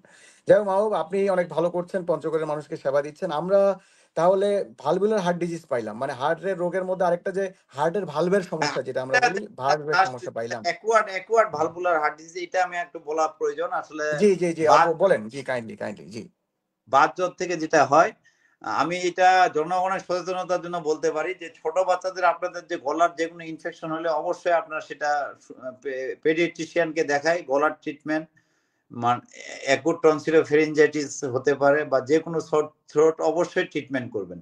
কারণ এই সিম্পল একটা ইগনোর করতে গিয়ে আপনার একটা বাত জ্বর হতে পারে, বাত জ্বর থেকে ভাল্ব নষ্ট হয়ে যেতে পারে, পরবর্তীতে যার কমপ্লিকেশন অনেক বেশি এবং ট্রিটমেন্ট অনেক ব্যয় সাপেক্ষ। কাজেই আপনার গলার ইনফেকশনটা আচ্ছা অনেক ডক্টর মাহবুব, আপনি যেহেতু বাত জ্বরের কথা বললেন, আসলে গ্রামের মানুষ বাত জ্বর বা শহরের মানুষও বাত জ্বর এবং বাত রোগ এক করে ফেলে। যেমন আমি তো বাত রোগের ডাক্তার, আপনি জানেন আমি বাত রোগের চিকিৎসক, আর আপনি আবার বাত জ্বরের চিকিৎসক। দুটো যে এক জিনিস না, এটা মানুষ আবার অনেক সময় বুঝতে পারে না। তো বাত রোগ আমি আমারটুকু বলে ফেলি যে আমরা যে গিরায় গিরায় ব্যথা, জয়েন্টে জয়েন্টে ব্যথা, এগুলাকে আমরা বাত রোগে ফেলি। আর আপনি একটু বাত জ্বর সম্পর্কে দুই চারটা লাইন আসলে বলুন, যেহেতু মানুষ বুঝতে পারে। কারণ গলার ব্যথা থেকেই বাত জ্বর বা এই টাইপের বিষয়গুলো, এটা তো আমাদের জানার কথা না সাধারণ মানুষের। আপনি যদি একটু কাইন্ডলি বাত জ্বর সম্পর্কে দু চারটা তথ্য দেন। জি। আসলে স্ট্রেপ্টোকক্কাল নামে এক ধরনের ব্যাকটেরিয়া গলার যখন ইনফেকশন করে, তো স্বাভাবিকভাবে বডির মেকানিজম হচ্ছে সেই ব্যাকটেরিয়াটাকে মারতে হবে, তো তার বিরুদ্ধে অ্যান্টিবডি গ্রো করে। তো সেই আমার অ্যান্টিবডি মনে হয় আমরা মেকানিজমে না গিয়ে যে বাত জ্বরটা যে একটা হার্টের অসুখ, সেটাতে কি কি সিমটম হয় সেটা যদি বলেন, কারণ সাধারণ মানুষ ওগুলা বুঝবে না হয়তো। জি, সরি আপনাকে ইন্টারাপ্ট করার জন্য। না, থ্যাংক ইউ। এটাতে হলো একটা কন্টিনিউয়াস একটা ফিভার থাকবে, সাথে মাইগ্রেটরি মানে পলিআর্থাইটিস। যেমন ধরেন যে ডান হাঁটুতে ব্যথা হলো, ফুলে গেল, সেই হাঁটুটা আবার ভালো হয়ে গেল, এবার বাম হাঁটুতে ধরলো। মানে একসঙ্গে সবগুলো হবে না জয়েন্টে ব্যথা। এটা একটা এবং বাত জ্বরের একটা বয়স, নিশ্চয়ই একটা বয়স আছে ডাক্তার মাহবুব, বয়সটা কেমন আসলে? বয়সটা আসলে শিশুকাল থেকে আসলে 18 বছর পর্যন্ত সবচেয়ে ভালনারেবল পিরিয়ডটা আমরা বলে থাকি। আর অন্যান্য যেটা রিউমেটয়েড আর্থ্রাইটিস যেটা, সেটা তো আসলে বাত রোগ একই যেটা, সাথে হ্যাঁ বাত রোগের আসলে ওইটার তো মানে যে কোনো বয়সে বা আর্লি এজ, ওটা তো আলাদা এন্টিটি। আমরা বাত জ্বরের বয়সটা তাহলে মোটামুটি 18 বছর পর্যন্ত, 5 থেকে 18 এরকম। এক্স্যাক্টলি। তো পেডিয়াট্রিক এজ গ্রুপে এটা হয়ে থাকে। আর এটার আরো কিছু কম্পোনেন্ট আছে যেগুলো আসলে টেকনিক্যাল টার্ম, যেমন ইরিথেমা নোডোসাম, এগুলো আসলে বোঝা একটু কঠিন। এগুলি আমরা সেদিকে না যাই। আমরা তাহলে বুঝলাম যে ভালভুলার হার্ট ডিজিজ বা রিউমাটিক ফিভার রিলেটেড যেটা, মানে এটা বুঝলাম যে আমরা রিউমাটিক ফিভার বা বাতজ্বর জনিত, হ্যাঁ বাতজ্বর জনিত হার্ট ডিজিজ, ভালভ নষ্ট হয়। মানে বাত জ্বরে যে ভালভ নষ্ট হয়, এই তথ্যটুকু আমরা দিতে চাচ্ছিলাম শুধু দর্শক। বাত জ্বরে ভালভের ভালভ যে রয়েছে, হার্টের ভালভ, সেটি ক্ষতিগ্রস্ত হয়। এটি আমাদের সম্মানিত কনসালটেন্ট মহোদয় আমাদেরকে এই ইনফরমেশন দেওয়ার চেষ্টা করেছেন। তো যেটি এইবারে আমি প্রশ্ন করতে চাচ্ছিলাম যে প্রেগন্যান্সিতে তো হার্ট ডিজিজ সম্ভব হয়তো নাকি ডক্টর হ্যাঁ, মাহবুব? আপনি যদি এটা আমি নেক্সট বলতে যাচ্ছিলাম। প্রেগন্যান্সিতে যেমন হার্ট ডিজিজের মধ্যে প্রেগন্যান্সিতে জেস্টেশনাল হাইপারটেনশন হতে পারে, এটা একটা যেমন রোগ। আর সবচেয়ে বেশি গুরুত্বপূর্ণ আমি যেটা রোগ মনে করি যে পেরিপার্টাম কার্ডিওমায়োপ্যাথি। এটা আসলে বুঝতে কঠিন। এটা একটা সার্টেন টাইমে হার্ট বড় হয়ে যায়। সেটা হলো মানে প্রেগন্যান্সির শেষ 1 মাস। পেরিপার্টাম মানে আসলে কি ডক্টর? পেরিপার্টাম মানে ডিউরিং প্রেগন্যান্সি যেটা আমরা বলি, মানে প্রেগন্যান্সি সময়কালীন যে বিষয়টা। পেরিপার্টাম আসলে এটা হার্ট বড় হয়ে যাওয়ার রোগ। একটা হার্ট বড় হার্ট হয়ে বড় যাওয়ার হয়ে রোগ, যাওয়া। যেহেতু প্রেগন্যান্সির আগেও ইনভলভ এবং পরেও ইনভলভ, সেজন্য এটাকে পেরিপার্টাম বলা হয়। যে জি জি। প্রেগন্যান্সির ডেলিভারির 1 মাস আগে এবং ডেলিভারির পরের 5 মাস, এই 6 মাস হলো এটা রিস্ক ফ্যাক্টর।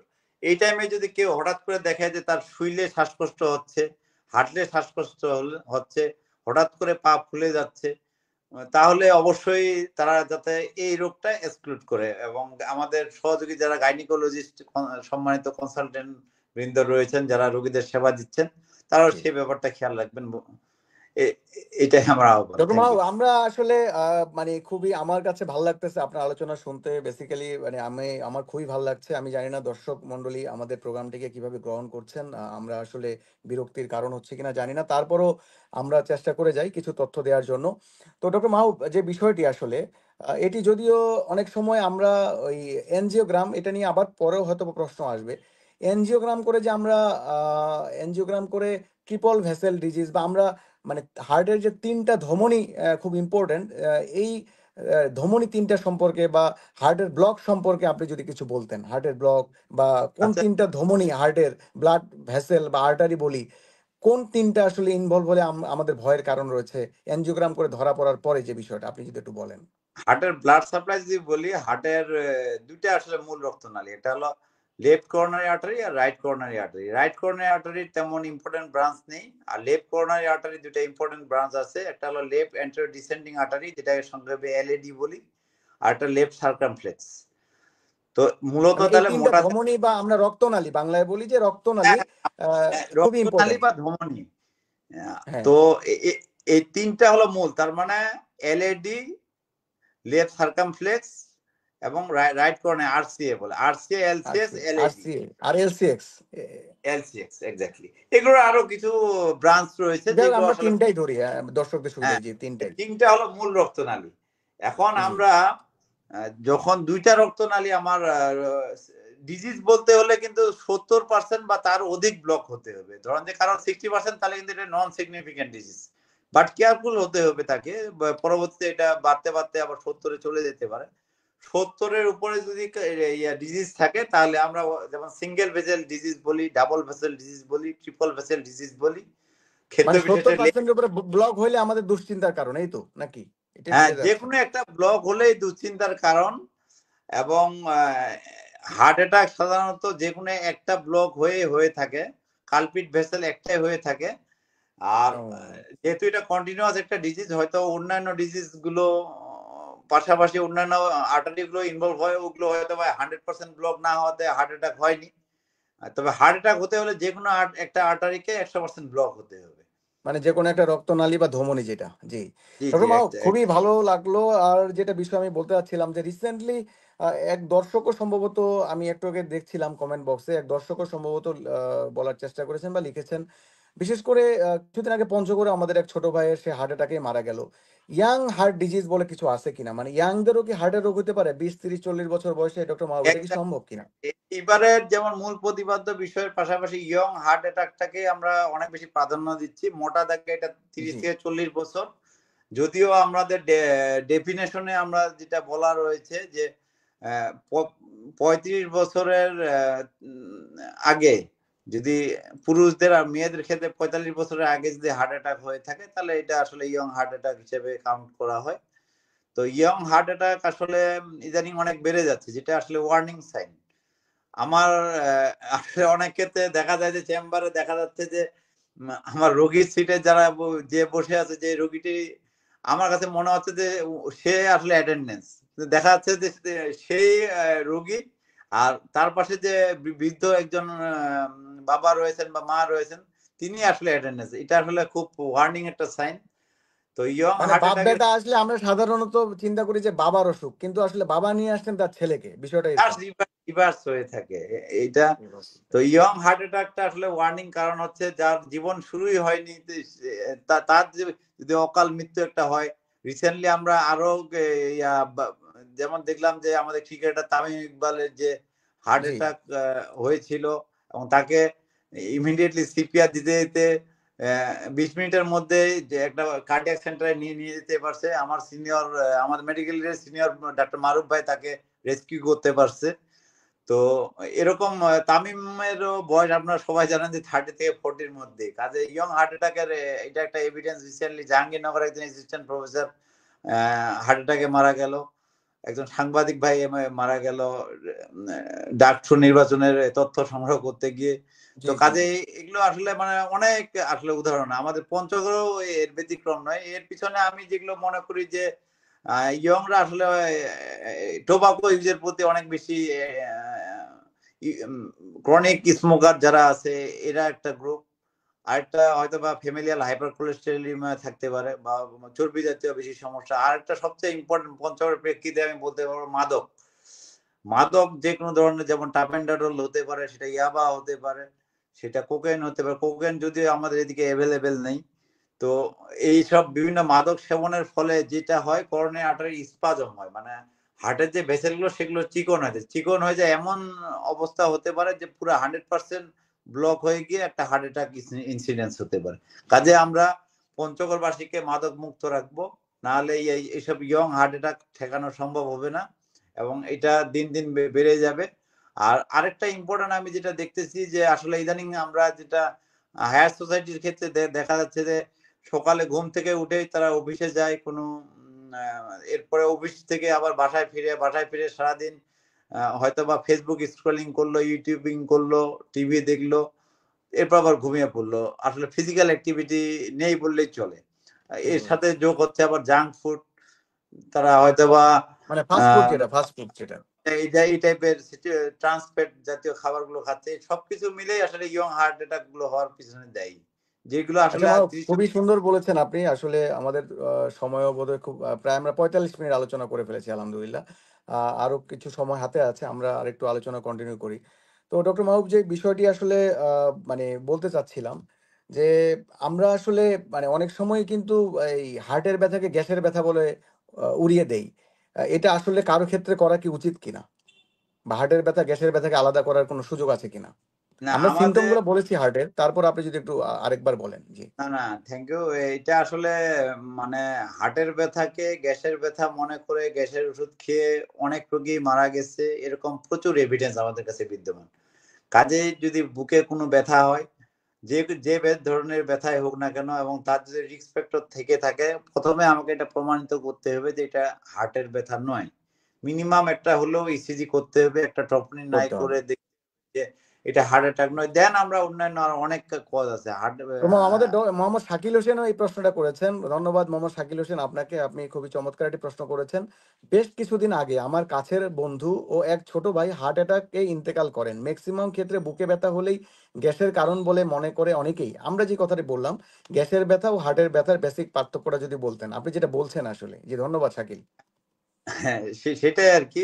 তাহলে বুকের যে কোনো মানে রকমের ইসিজি ব্যথা এবং ট্রোপনি নাই আমাদের করতে হবে। আমার মানে কোনো ক্ষেত্রেই আমরা আসলে মানে এই গ্যাসের ব্যথা বলে উড়িয়ে দেওয়ার সুযোগ নাই। অ্যাটলিস্ট হ্যাঁ, একটা বিষয় দর্শক মনে রাখবেন, আপনার যদি ডায়াবেটিস থাকে, ধরেন দর্শক আপনার বয়স 30+ বা 40+, আপনি জানেন যে আপনি একজন স্মোকার, আপনি জানেন আপনার ডায়াবেটিস আছে, আপনি জানেন আপনি হাইপার টেনশনে ভুগছেন, আপনি দর্শক কোনোভাবেই আপনার সুযোগ নাই। আপনার যদি শুধু ডায়াবেটিস থাকে, তার সাথে যদি চেস্ট পেইন হয়, আপনি go to doctor Mahbub or সদর হসপিটাল পঞ্চগড়। আপনার যদি শুধু হাইপার টেনশন থাকে উইথ চেস্ট পেইন, আপনাকে চলে যেতে হবে। আপনার যদি আপনি স্মোকার একজন, বয়স 30-40+, আপনার হার্ট আপনার বুকে ব্যথা হলেই আপনাকে অবশ্যই কমপক্ষে একটা ইসিজি আপনাকে দর্শক করতে হবে। এটি আজকের মেসেজ। তো ডক্টর মাহু, আমরা অনেক দূর এগিয়ে এসেছি। আমার মনে হয় আমরা এবারে বলতে পারি, বিশেষ করে হার্টের যে ট্রিটমেন্ট বা ম্যানেজমেন্ট, ডক্টর মাহবুব, আমরা শুনে থাকি যে আপনি একটু আগে বলছিলেন যে পিসিআই, যেমন আমরা হার্টের ক্ষেত্রে, হার্টের ম্যানেজমেন্টের ক্ষেত্রে প্রাইমারি প্রিভেনশন, সেকেন্ডারি প্রিভেনশন, বা আমরা আসলে একটা হার্ট রোগীকে কি উপদেশ দিব, তার ম্যানেজমেন্টটা কি হতে পারে ডক্টর মাহবুব? আচ্ছা, এখন মানে হার্টের ডিজিজ অনুযায়ী আসলে ম্যানেজমেন্ট, যদি কেউ মানে হার্ট অ্যাটাক নিয়ে আসে, তার আসলে গোল্ড স্ট্যান্ডার্ড ট্রিটমেন্ট হচ্ছে প্রাইমারি পিসিআই, যেটা ইমিডিয়েটলি আমরা তার এনজিওগ্রাম করে ওখানে একটা স্ট্যান্ড ডিপ্লয় করে দিই, যে ব্লক যেটা ছিল সেটা জাস্ট রিভার্স হয়ে গেল। এটা উইথিন 120 মিনিটের মধ্যে যদি একটা কার্ডিয়াক সেন্টারে আসে যেখানে প্রাইমারি পিসিআই অ্যাভেলেবেল, তাহলে সেটা হলো সবচেয়ে ভালো। যদি এটা অল্টারনেটিভ রয়েছে, সেটা হলো রক্ত গলানোর ওষুধ, যেগুলো যেমন স্ট্রেপ্টোকাইনেস, টেনিক্টিপ্লেস, অনেক ধরনের ওষুধ রয়েছে, সেগুলো প্রয়োগ করা যেতে পারে। এছাড়া এখন যদি কেউ ক্রনিক করোনারি সিনড্রোম যেটা বলে, যারা স্টেবল এনজাইনা আছে, তাদেরকে রেগুলার মানে রক্ত, দীর্ঘদিনের যারা হার্টের রোগী আর কি। এক্স্যাক্টলি তাদেরকে কয়েক পদের ওষুধ খেতে হয় আসলে। একটা হলো রক্ত পাতলা রাখার জন্য, যেমন ক্লোপিডোগ্রেল, বা ক্ষেত্র বিশেষে ক্লোপিডোগ্রেল প্লাস ইকোস্প্রিন, এটার কম্বিনেশন জাতীয় ওষুধ। তারপর রক্তের চর্বি নিয়ন্ত্রণের জন্য অ্যাট্রোভাস্টিন বা রোসুভাস্টিন, এই জাতীয় ওষুধ। তারপর রক্তনালী প্রসারিত রাখানোর জন্য নাইট্রেট জাতীয় ওষুধ, যেমন বিভিন্ন নামে পাওয়া যায়, এগুলো আসলে নাইট্রিনেসন, তার মানে নিডোকার্ডিয়া। ডক্টর মাহবুব, বিষয়টা হচ্ছে যে মানে প্রথম টার্গেট হবে আমাদেরকে যে আমাদের যে রিস্ক ফ্যাক্টর সেগুলি যেন না হয়। মানে আমি একটু 2 মিনিট বলি যে আমাদের প্রাইমারি প্রিভেনশন, তার মানে আমরা প্রথমেই টার্গেট থাকবে যে আমাদের আসলে যেন মানে ডায়াবেটিস আমরা না ঢুকি, বা হাইপার টেনশন আমার না হয়।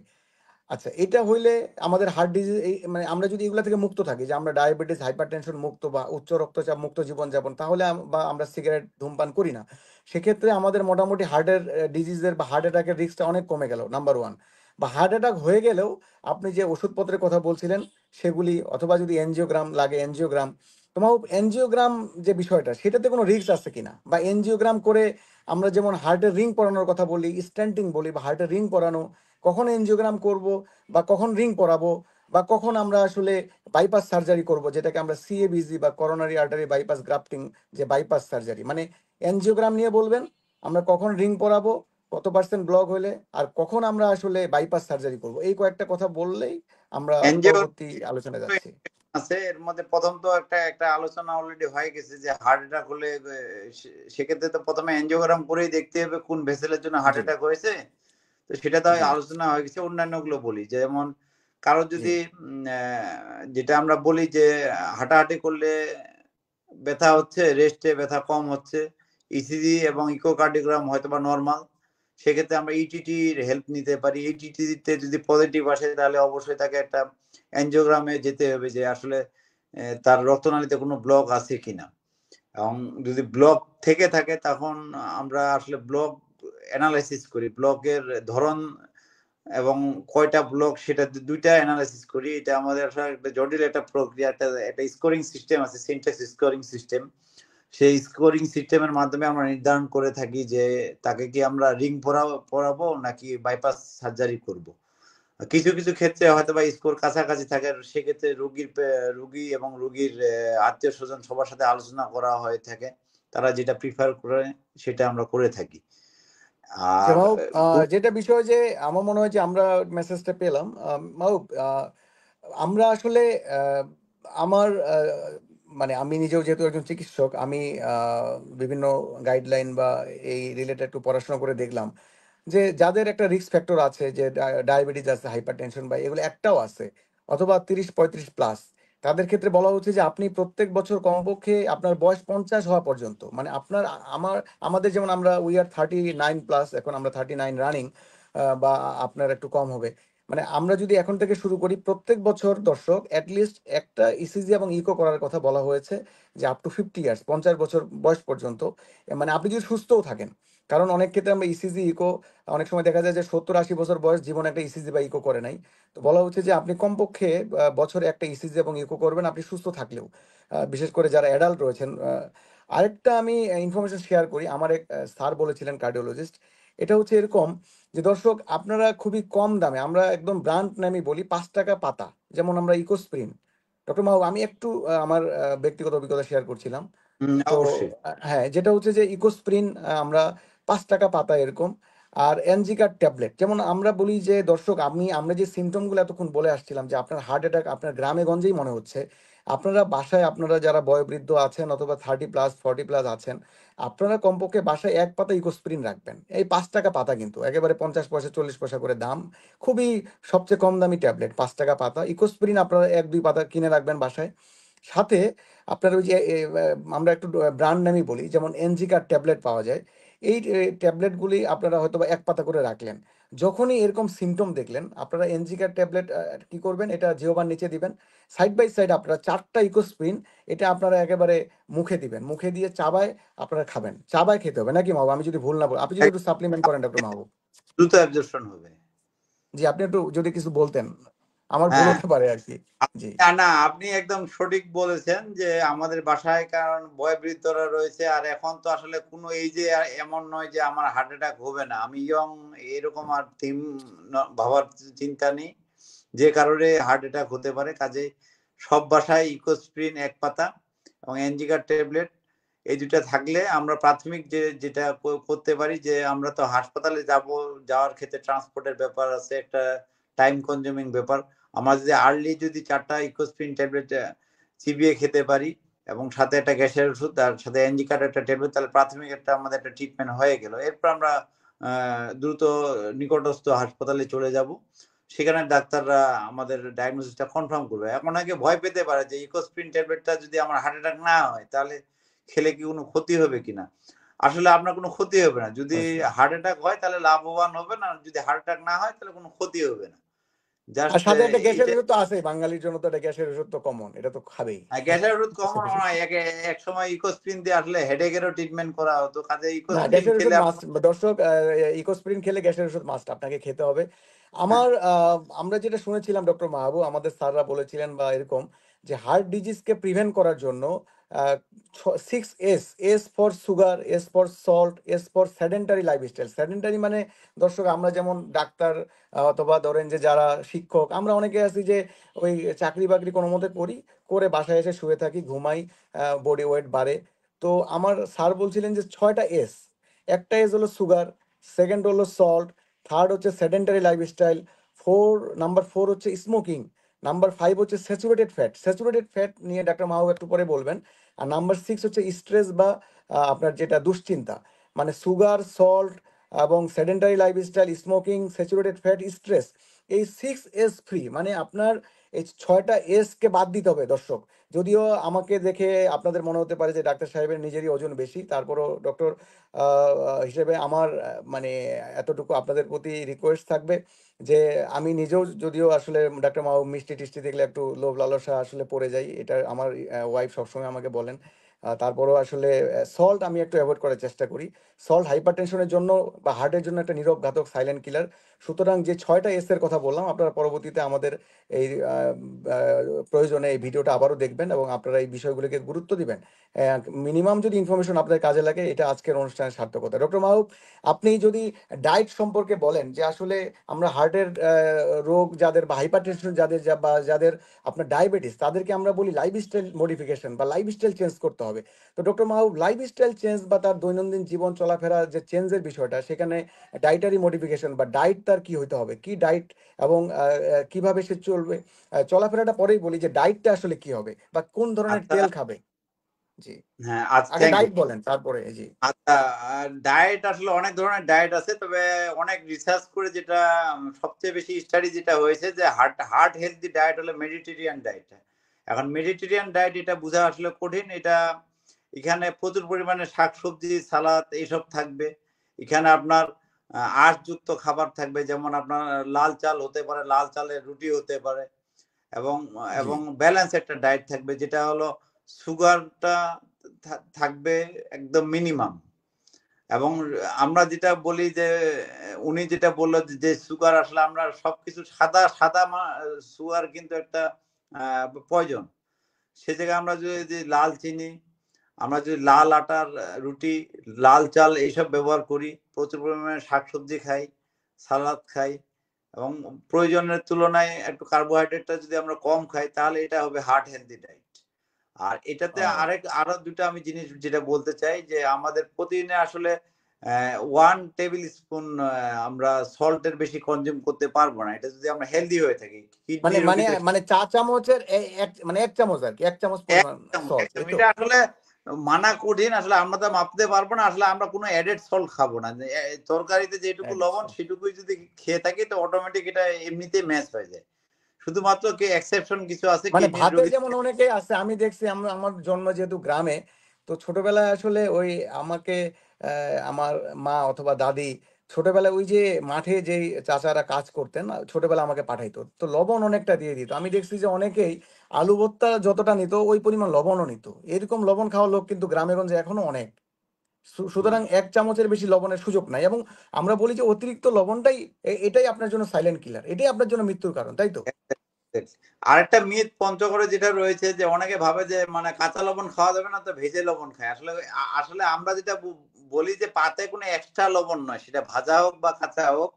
মানে এই জিনিসটা অনেকে মিসকনসেপশন হিসেবে নেয় যে কাঁচা লবণ খাওয়া যাবে না, তাহলে লবণটা ভেজে নি। এরকম কোনো ব্যাপার নয়। আপনার তরকারিতে যেটা লবণ দেওয়া হয়েছে সেটাই ফাইনাল। আচ্ছা, আমরা যখন ডায়েট এর পরবর্তীতে আমরা যেটা বললাম যে তেল নিয়ে আচ্ছা মা, অনেকের। আমাদের যে আমি স্যাচুরেটেড ফ্যাট বলছিলাম বা ট্রান্স ফ্যাট, এই নিয়ে যদি কিছু বলতেন আপনি আর কি। আচ্ছা, ট্রান্স ফ্যাটটা আসলে আমি বলি, ট্রান্স ফ্যাটটা হলো সেই ফ্যাট যেটা আমাদের অক্সিডাইজ এলডিএল এর পরিমাণ বাড়বে। জিনিসটা যদিও কঠিন, মানে না, যেই আমরা জানতে চাচ্ছিলাম যে ডক্টর মাহবুব, আসলে ট্রান্স ফ্যাট বা saturated fat this is harmful for health, আমাদের স্বাস্থ্যের জন্য ডেফিনেটলি হার্মফুল এটা ফর হার্ট ক্ষতিকর, হেলথ। এটা ক্ষতিকর।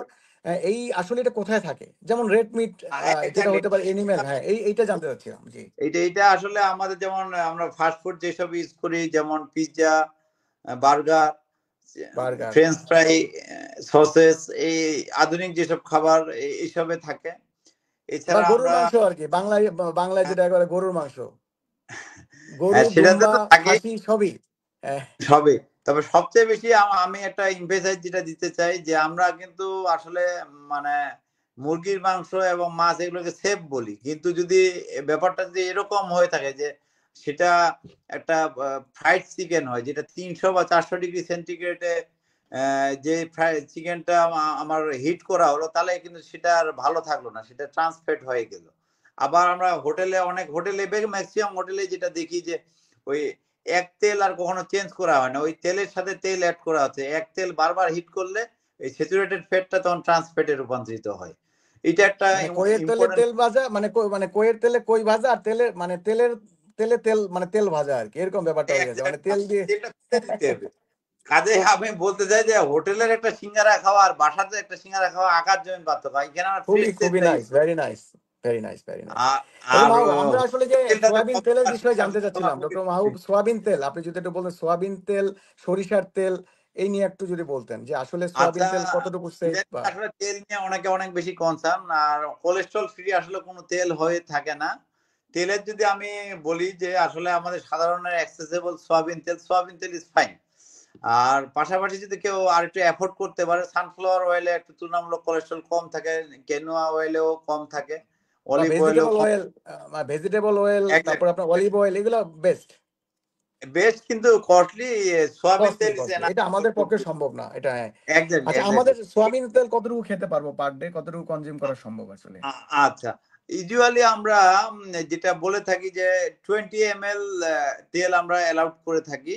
কিন্তু একটা ব্যাপার তবে আছে যে ভালো হয় 10 সরিষার ml, তেল। বোধহয় আমি যতটুকু জানি 10 ml এর কথা আপনারা বলে থাকেন না, কার্ডিওলজিস্টরা আর কি, আপনারা সেটা যখন লিখে সেটা দেন। আমি বলি, সরিষার তেলের ক্ষেত্রে আমাদের 10 ml। আচ্ছা, সরিষার তেলের একটা যে ক্লার্ভেনিক অ্যাসিড নামে একটা yeah yeah toxic cardio toxic toxic materials. আমাদের হার্টের ইলেকট্রিক্যাল সিস্টেমের জন্য খুব ক্ষতিকারক। এটা একটা আচ্ছা, আচ্ছা। বাংলাদেশে স্টাডি নেই, ইন্ডিয়াতে একটা স্টাডি আছে, তারা কলকাতার জনগণের উপর একটা স্টাডি করছে। তারা অন অ্যান এভারেজ প্রায় 30 ml করে সরিষার তেল সেবন যারা করছে তাদের উপর স্টাডি করে দেখা গেছে যে নর্মাল রোগীদের যাদের পেসমেকার লাগে তার থেকে দ্বিগুণ বা 3 গুণেরও বেশি পরিমাণ পেসমেকার লাগতেছে। তার মানে আল্লাহ ও প্রদত্ত মানে যে পেস মেকারকে নষ্ট করে ফেলে, হার্টের যে রিদম, যে মানে রিদমের যে সেন্টার, মানে পেস মেকার, হার্টের যে সাইনোয়াট্রিয়াল নোড, যেটা এস এ নোড বলি, সেটা এটাকে নষ্ট সেটা করে ফেলে। এই জন্য আচ্ছা। আমরা সব খাবার, আমরা সরিষার তেল আমরা নিষিদ্ধ করতেছি না, but not more than 10 ml। এই জিনিসটা মাথায় রাখতে হবে। তো আমার কাজে মনে হয় যে আরেকটা ইনফরমেশন, আমরা মানে আমাদের মাছটা বেশ সেফ, কারণ আমি জানি যে মাছের যে মাথা, সেখানে কোলেস্ট্রল থাকে, মাছের মাথাটাও নাকি ভালো, মানে মাছ মাংসের চাইতে মাছটা আমাদের জন্য সেফ। সপ্তাহে যদি মাংস খাই, শুক্রবারে ধরেন যে যারা আমরা মুসলমান, হয়তোবা শুক্রবারে আমরা 2 টুকরা মাংস খাইলাম, তাই না? এটা করতে পারি নাকি? মাছ খুবই সেফ, এবং মাছের যে কোলেস্ট্রলটা সেটা গুড কোলেস্ট্রল। এক্সেপ্ট আচ্ছা। চিংড়ি মাছের যে কোলেস্ট্রল, বিশেষ করে মাথার যে কোলেস্ট্রলটা, সেটা একটু ব্যাড কোলেস্ট্রল রয়েছে। সেটা ফেলে দিয়ে যদি বাকি অন্যান্য মাছ আমরা চিন্তা করি, all are good for heart health. আর আমরা এবারে আসবো হচ্ছে ডক্টর মাহবুব, আমরা কার্ডিয়াক রিহ্যাবিলিটেশন বা ব্যায়ামের বিষয়টা অনেকে জানতে চাইছেন, আমরাও বলবো। তবে আপনার দর্শক, যখনই আপনি ভাববেন যে আপনার হার্ট অ্যাটাক হয়েছে, আপনার এই যে হাত বুকে চলে গেছে এবং আপনার মনে হচ্ছে যে আপনি এখনই মারা যাবেন, এই ধরনের একটা অবস্থা তৈরি হচ্ছে, তখনই আপনার যত লেজ মুভমেন্ট করা যায়, আপনার মুভমেন্টের সাথে, প্রত্যেকটা মুভমেন্টের সাথে আপনার ধরেন যে ওরকম, ওই যে আমরা যেটা বললাম যে হার্টের যে মাসেলগুলা, এগুলো নষ্ট হতে থাকে। প্রয়োজনে আপনাকে কোলে করে নিয়ে যাবে, কোলে করে আপনাকে একটা অটোতে, সিএনজিতে, রিক্সা, যেভাবেই হোক না কেন, আপনি কোনোভাবেই মুভ করা যাবে না। হার্ট অ্যাটাকের রোগীর মুভমেন্ট ইনিশিয়ালি করা যাবে না। তো আপনি একটু হার্ট অ্যাটাকের রোগীদের ব্যায়াম সম্পর্কে যদি বলতেন, বা মানে এই বিশেষ করে তাদের যে লাইফস্টাইল অথবা এক্সারসাইজ নিয়ে যদি কিছু বলতেন ডক্টর মাহবুব। আচ্ছা, প্রথমত হচ্ছে হার্ট অ্যাটাক যাতে না হয় সেজন্য আমরা যথেষ্ট পরিমাণে কায়িক পরিশ্রম করব। WHO যেটা রিকমেন্ডেশন সেটা হচ্ছে প্রতি সপ্তাহে 150 মিনিট মিনিমাম হাঁটতে হবে। আর এবারে যেটা আমাদের ওয়ার্ল্ড হার্ট ডে যেটা প্রতিপাদ্য যেটা বিষয়, যে প্রতিদিন আমরা 1 আওয়ার করে হাঁটার চেষ্টা করব। সেটা হলো যারা বয়স্ক আছে। আর ইয়ংদের জন্য বলা হয়েছে জগিং বা জিম করা বা এই টাইপের যারা ইয়ং আছে। কাজে আমাদের 1 আওয়ার 24 ঘন্টা থেকে 1 ঘন্টা শুধুমাত্র আমাদের শরীর ভালো রাখার জন্য আমাকে টাইম বের করতে হবে, যে 1 ঘন্টা আমি শুধু শরীর ভালো রাখার জন্য হাঁটবো। যদি এইটুকু আমরা করতে পারি তাহলে আমরা হার্টের অনেক জটিল রোগ থেকে প্রিভেনশন হতে পারবো। আর ডক্টর অলরেডি মাহবুব খুবই হয়ে জি, গেছে, যাদের হয়ে গেছে, জি জি হয়ে গেছে, এটা হলো সেকেন্ডারি প্রিভেনশন। তার তো ডিজিজ হয়ে গেছে, তাহলে তার সেকেন্ডারি প্রিভেনশন প্রথমত তাকে জি। যখন একটা হার্ট অ্যাটাক হয় তখন আর তার মায়োকার্ডিয়ামটা আবার রিমডেলিং হয়। এই পিরিয়ডটাতে তাকে বিশ্রামে থাকতে হবে। আমরা বলে থাকি 4 সপ্তাহ সম্পূর্ণ বিশ্রামে থাকবে। এরপরে নেক্সট 3 মান্থ পর্যন্ত লাইট ওয়ার্ক, দেন আস্তে আস্তে সে স্বাভাবিক ওয়ার্কে ফিরে যেতে হবে। এবং এখানে লক্ষণীয় যে আস্তে আস্তে তাকে কিন্তু কর্মক্ষম করতে হবে। যদি সে কর্মক্ষম না হয়, সে যদি রেগুলার ওষুধপত্র না গ্রহণ করে দেয়, হয়তোবা কিছুদিন পরে দেখবেন যে সে হার্ট ফেলিওর নিয়ে আসছে, বড় একটা হার্ট নিয়ে আসছে, এবং সমাজ এবং পরিবারের জন্য বার্ডেন হয়ে যাচ্ছে। এবং সে যদি বাড়েন। পরিবারের একমাত্র আর্নিং মেম্বার হয়, তাহলে সেই পরিবারের জন্য একটা ডিজাস্টার নিয়ে আসতেছে। কাজেই আমরা হার্ট অ্যাটাকের রোগীদের বাংলাদেশে যেটা আমরা সবচেয়ে বেশি নেগলিজেবল করি, যে আসলে রিহেবিলিটেশন নিয়ে একদমই কাজ করা হচ্ছে না।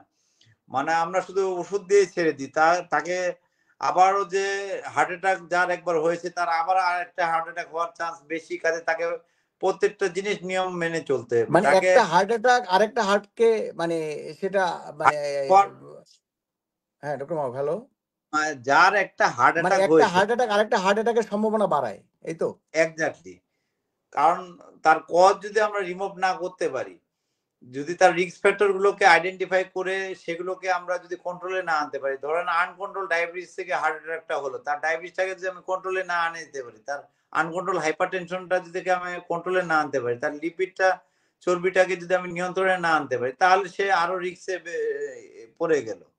এবং তার যে ব্যাড হ্যাবিট যেগুলো ছিল, ধরেন সে টোবাকো ইউজ করতো, স্মোকিং করতো, সে ড্রাগ এডিক্টেড ছিল, সেগুলোকে আবার আমরা যদি নর্মাল যদি না করতে পারি, তাহলে আসলে তার রিস্ক অন্যান্য পেশেন্টদের থেকে দ্বিগুণ হয়ে যাবে। ডক্টর মাহবুব, আমরা কাজে মনে হয় মেসেজটা পেয়ে গেছি। আমরা অনেকটা টাইম এর মধ্যে আসলে পার করে ফেলেছি। আমার মনে হয় যে আমাদেরকে ব্যাক স্টেজে আমাদের আইটি সাপোর্ট দিচ্ছে আমাদের প্রাণোচ্ছ্বাসের আইটি সেক্রেটারি, আমাদের স্নেহধন্য ছোট ভাই আরিফ বিল্লাহ নাইম, তাকে অসংখ্য ধন্যবাদ। নাইমকে আমি বলবো যে তুমি এখন কমেন্টগুলো আমাদের সামনে আনো, আমরা একটা একটা করে কমেন্ট পড়তে চাই, এবং আমরা এর পরবর্তীতে কোনো প্রশ্ন আমার থাকলে আমি করব, অথবা মাহবুবের বলা থাকলে বলবে। তবে তুমি কমেন্টগুলো আমাদেরকে দাও। হ্যাঁ, অলরেডি আমাদের কাছে কমেন্ট এসেছে। অ্যাডভোকেট এম কে মিলন, আহ, উনি খুবই চমৎকার একটি প্রশ্ন করেছেন। হঠাৎ হার্ট অ্যাটাক হলে হাসপাতালে পৌঁছাবার পূর্বে প্রাথমিকভাবে কি করণীয় আছে? যেটা আমরা অলরেডি বলেছি, আমরা যে ইকোস্প্রিনের কথা বলেছি, আমাদের লাইভে আছে। মাহবুব আর কিছু বলবেন? উনি জানতে চেয়েছেন হঠাৎ হার্ট অ্যাটাক হলে আসলে কি আমাদের করণীয়। যেটা অ্যানালিসিস করতে হবে, যে তার রোগীটা আসলে কি হার্ট অ্যাটাকের সাথে কিন্তু কার্ডিয়াক অ্যারেস্ট, এই টার্মটা অনেকে হয়তো বা খুব বেশি জানে না। কার্ডিয়াক জি। অ্যারেস্ট মানে মানে হঠাৎ করে হার্ট অ্যাটাক হলো, সাথে সাথে কলাপস হয়ে গেল। আমরা উদাহরণস্বরূপ হিসেবে তামিম ইকবালের ঘটনাটা বলতে পারি, যে সে সে কিন্তু হার্ট অ্যাটাকের সাথে সাথে কার্ডিয়াক অ্যারেস্ট হয়েছিল, কলাপস হয়েছিল। তার যে ফিজিও যে ছিল, সে কিন্তু সিপিআর দিতে দিতে তাকে কার্ডিয়াক সেন্টারে নিছে। এই যে সিপিআর দেওয়াটা, এটা সম্বন্ধে আমরা বেসিক লাইফ সাপোর্ট সম্বন্ধে আসলে খুব বেশি জানি না। কাজে যদি যদি রোগী যদি অয়েল অ্যালার্ট থাকে দেন গুড, আর যদি রোগী যদি কোলাপস করে, তাহলে অবশ্যই তাকে সিপিআর দিতে দিতে আমাদেরকে নিকটস্থ হাসপাতালে নিতে হবে, দেন তারা অ্যাডভান্স লাইফ মাহবুব, সাপোর্ট আমরা খুবই ভালো একটা টার্ম যে কার্ডিয়াক অ্যারেস্টের সিপিআর। আমার মনে হয় আমরা প্রাণোচ্ছ্বাস মেডিকেল উইং থেকে আমরা পঞ্চগড়ের প্রত্যেক ইউনিয়ন থেকে দু একজন করে আমরা স্বেচ্ছাসেবক নিয়ে তাদেরকে আমরা সিপিআর ট্রেনিং দেওয়াতে পারি। এটা কিন্তু একটা ভালো উদ্যোগ হবে এটা, এবং তারা আসলে তাদের হ্যাঁ এটা এটা খুবই এটা করা গুরুত্বপূর্ণ। যেতে পারে। অবশ্যই এটার বিকল্প নেই, কারণ আমরা সিপিআর হার্ট আমরা আমরা এমন হতে পারে, আমরা সাংবাদিক যারা রয়েছেন, আমরা একদিন প্রেস ক্লাবে গিয়ে আমরা সাংবাদিক যারা রয়েছেন তাদেরকে আমরা সিপিআর শেখাতে পারি, আমরা স্কুলের শিক্ষকদেরকে ট্রেনিং দেওয়াতে পারি, আমরা প্রত্যেক ইউনিয়নে দু চারজন করে স্বেচ্ছাসেবী পেলে তাদেরকে সিপিআর এর ট্রেনিং এর ব্যবস্থা, এটা খুবই ইজিলি করা যেতে পারে। যদি আমরা ভবিষ্যতে দর্শক চেষ্টা করব যে সিপিআর কমপক্ষে প্রত্যেক ইউনিয়নে একজনকে শেখাবো, এবং তিনি ট্রান্সমিট করবেন প্রত্যেক গ্রামে গ্রামে, এবং প্রত্যেক মহল্লায় মহল্লায় যেন মানুষ সিপিআর শিখতে পারে। আমরা যদি এটাও করতে পারি সেটাও মনে ভালো হবে। আসলে সিপিআরটা খুবই লাইফ সেভিং, যদিও আমরা এটা গুরুত্ব দেই না। একটা সিপিআর এর কারণে একটা মানুষ বেঁচে যেতে পারে, এটা আসলে আমরা ডাক্তাররাও আসলে অনেক সময় হয়তো ভুলে যাই। যাই হোক মাহবুব, আমাদের প্রশ্ন ছিল, আরো কিছু প্রশ্ন ছিল। আমার মনে হয় যে নাইম তুমি আবার প্রশ্নগুলো সামনে দাও, আমরা করি। তারপরে দু একজন কমেন্ট করেছে যে মোহাম্মদ আক্তারুল, আপনাদের দুজনকে দেখে একসাথে দেখে খুবই ভালো লাগছে। আসসালামু আলাইকুম। ওয়ালাইকুম আসসালাম। নিঃস্বার্থ সেবা, আল্লাহ আপনাদেরকে দীর্ঘজীবী করুক। আহ এভাবেই মানুষের পাশে থাকার তৌফিক দান করুন। ধন্যবাদ আক্তারুল, আপনি আমাদের এখানে কমেন্ট করেছেন। আরো অনেকেই কমেন্ট করেছেন। মশিউর রহমান আবার কমেন্ট করেছেন, আমি দীর্ঘদিন থেকে লবণ ও চিনি মিষ্টি জাতীয় খাবার খাই না, বিশেষ করে চিনি দীর্ঘদিন না খেলে এর কোনো ক্ষতিকর দিক আছে কিনা, থাকলে জানাবেন স্যার। না, এরকম কোনো ইস্যু নাই আপনি। হ্যাঁ মাও না, জি। চিনি আপনি খাচ্ছেন না, এটা খুবই ভালো জিনিস। আসলে চিনিটাকে আমরা হোয়াইট পয়জন হিসাবে দিই, যেগুলো আর্টারিতে প্রদাহ সৃষ্টি করে এবং ব্লক সৃষ্টির জন্য একটা অন্যতম কারণ, এবং এটা যাক, আমরা ট্রাইগ্লিসারাইড আশা করি যে মশিউর রহমান দীর্ঘজীবী হবে ইনশাল্লাহ, যেহেতু চিনি খাচ্ছে না ইনশাআল্লাহ। মশিউর রহমান। হ্যাঁ, এটা নেক্সট খুবই কমেন্ট, ভালো। নেক্সট কমেন্ট আমাদের নাইম, নেক্সট কমেন্ট দাও। আচ্ছা, আমাদের এখানে আরো অনেকেই কমেন্ট করেছেন। অ্যাডভোকেট ওয়াজেদ শিপু, আমার ডক্টর মাসুদ ভাইয়ের কাছে একটা প্রশ্ন আছে। আমার সকালে ঘুম থেকে উঠলে পায়ের নিচে ব্যথা করে, করণীয় কি? যাই হোক, সকালে যে ঘুম থেকে উঠলে পায়ের নিচে ব্যথা করে, এটার করণীয় আমি তোমাকে জানাবো, যেহেতু আজকে এটা আলোচিত বিষয় নয়। তুমি আমাকে ফোন করো শিপু, তুমি আমার ক্লোজ ছোট ভাই, তুমি আমাকে ফোন করো, এটা আমি তোমাকে ফোনে হোয়াটসঅ্যাপে মেসেজ করে দিব, এবং আমি আগামী সপ্তাহে গেলে তোমাকে আমি দেখে দিব ইনশাল্লাহ। পরবর্তী প্রশ্ন। আচ্ছা, অনেকে আবার এখানে কমেন্ট করেছেন যে Moslem Uddin, very good job dear sir, best wishes for both, go ahead. ধন্যবাদ মোসলেম উদ্দিনকে। অনেকেই রবিউল ইসলাম রবি অনেক অনেক কৃতজ্ঞতা আমাদেরকে জানিয়েছেন, শুভকামনা, ধন্যবাদ আপনাকে। আক্তারুলের কমেন্ট অলরেডি আমি পড়েছি। নেক্সট কমেন্ট দাও। হারুনুর রশিদ আমাদের এখানে কমেন্ট করেছেন। ডক্টর হারুনুর রশিদ, অনেক গুরুত্বপূর্ণ আলোচনা, খুব সুন্দর হচ্ছে প্রোগ্রাম, অনেক অনেক শুভকামনা। ধন্যবাদ হারুনুর রশিদকে। কমেন্ট করেছেন আমাদের এখানে রাসেল হক, কৃতজ্ঞতা প্রাণোচ্ছ্বাসের প্রতি একটি তথ্যবহুল লাইভ করার জন্য। ধন্যবাদ রাসেল হককে। এদিকে সম্রাট আমাদেরকে শুভেচ্ছা জানিয়েছেন, তাকেও ধন্যবাদ। আশরাফুল নামে একজন কমেন্ট করেছেন। শাকিল হোসেন আবার কমেন্ট করেছেন, হাইপার টেনশন থাকলে ওষুধ প্রতিদিন খেতে হবে কিনা, অনেক সময় প্রেশার কমে যায়, সেক্ষেত্রে ওষুধ খেতে হবে কিনা, ডক্টর মাহবুব। আর নাইন, তুমি এর পরের প্রশ্ন দিয়ে দিবা। আচ্ছা, হাইপার টেনশন থাকলে প্রতিদিন ওষুধ খেতে হবে কিনা, বা কমে গেলে সেক্ষেত্রে কি করবে, ডক্টর মাহবুব? থাকলে প্রতিদিন ওষুধ অবশ্যই খেতে হবে। যদি আমরা প্রতিদিন ওষুধ না খাই, হঠাৎ ছাড়ে দিই, তাহলে বডি কনফিউজ হয়ে যাবে, এবং এতে লাভ, মানে যে ওষুধ খায় না তার থেকে আর ক্ষতির সম্ভাবনা বেশি। ক্ষেত্র বিশেষে আমরা তবে ওষুধ বেশি কমে গেলে মাহবুব ডোজের অ্যাডজাস্টমেন্ট করতে হবে। যদি খুব বেশি কমে যায় ক্ষেত্র সেক্ষেত্রে বিশেষে আবার একটু রিএভালুয়েট করতে হবে। কিছু স্পেশাল সিচুয়েশন, যেমন ডায়রিয়াতে যদি তার বিপি কমে যায়, তাহলে সেক্ষেত্রে হয়তো 1-2 দিন আমরা হোল্ড রাখতে পারবো, কিন্তু মানে স্থায়ীভাবে বন্ধ করার সুযোগ নেই, ডোজ কমানোর সুযোগ রয়েছে। আচ্ছা, আমি ধন্যবাদ শাকিলকে। আমি আরো কিছু কমেন্ট পড়তে চাই, যেহেতু কষ্ট করে কমেন্ট করেছেন।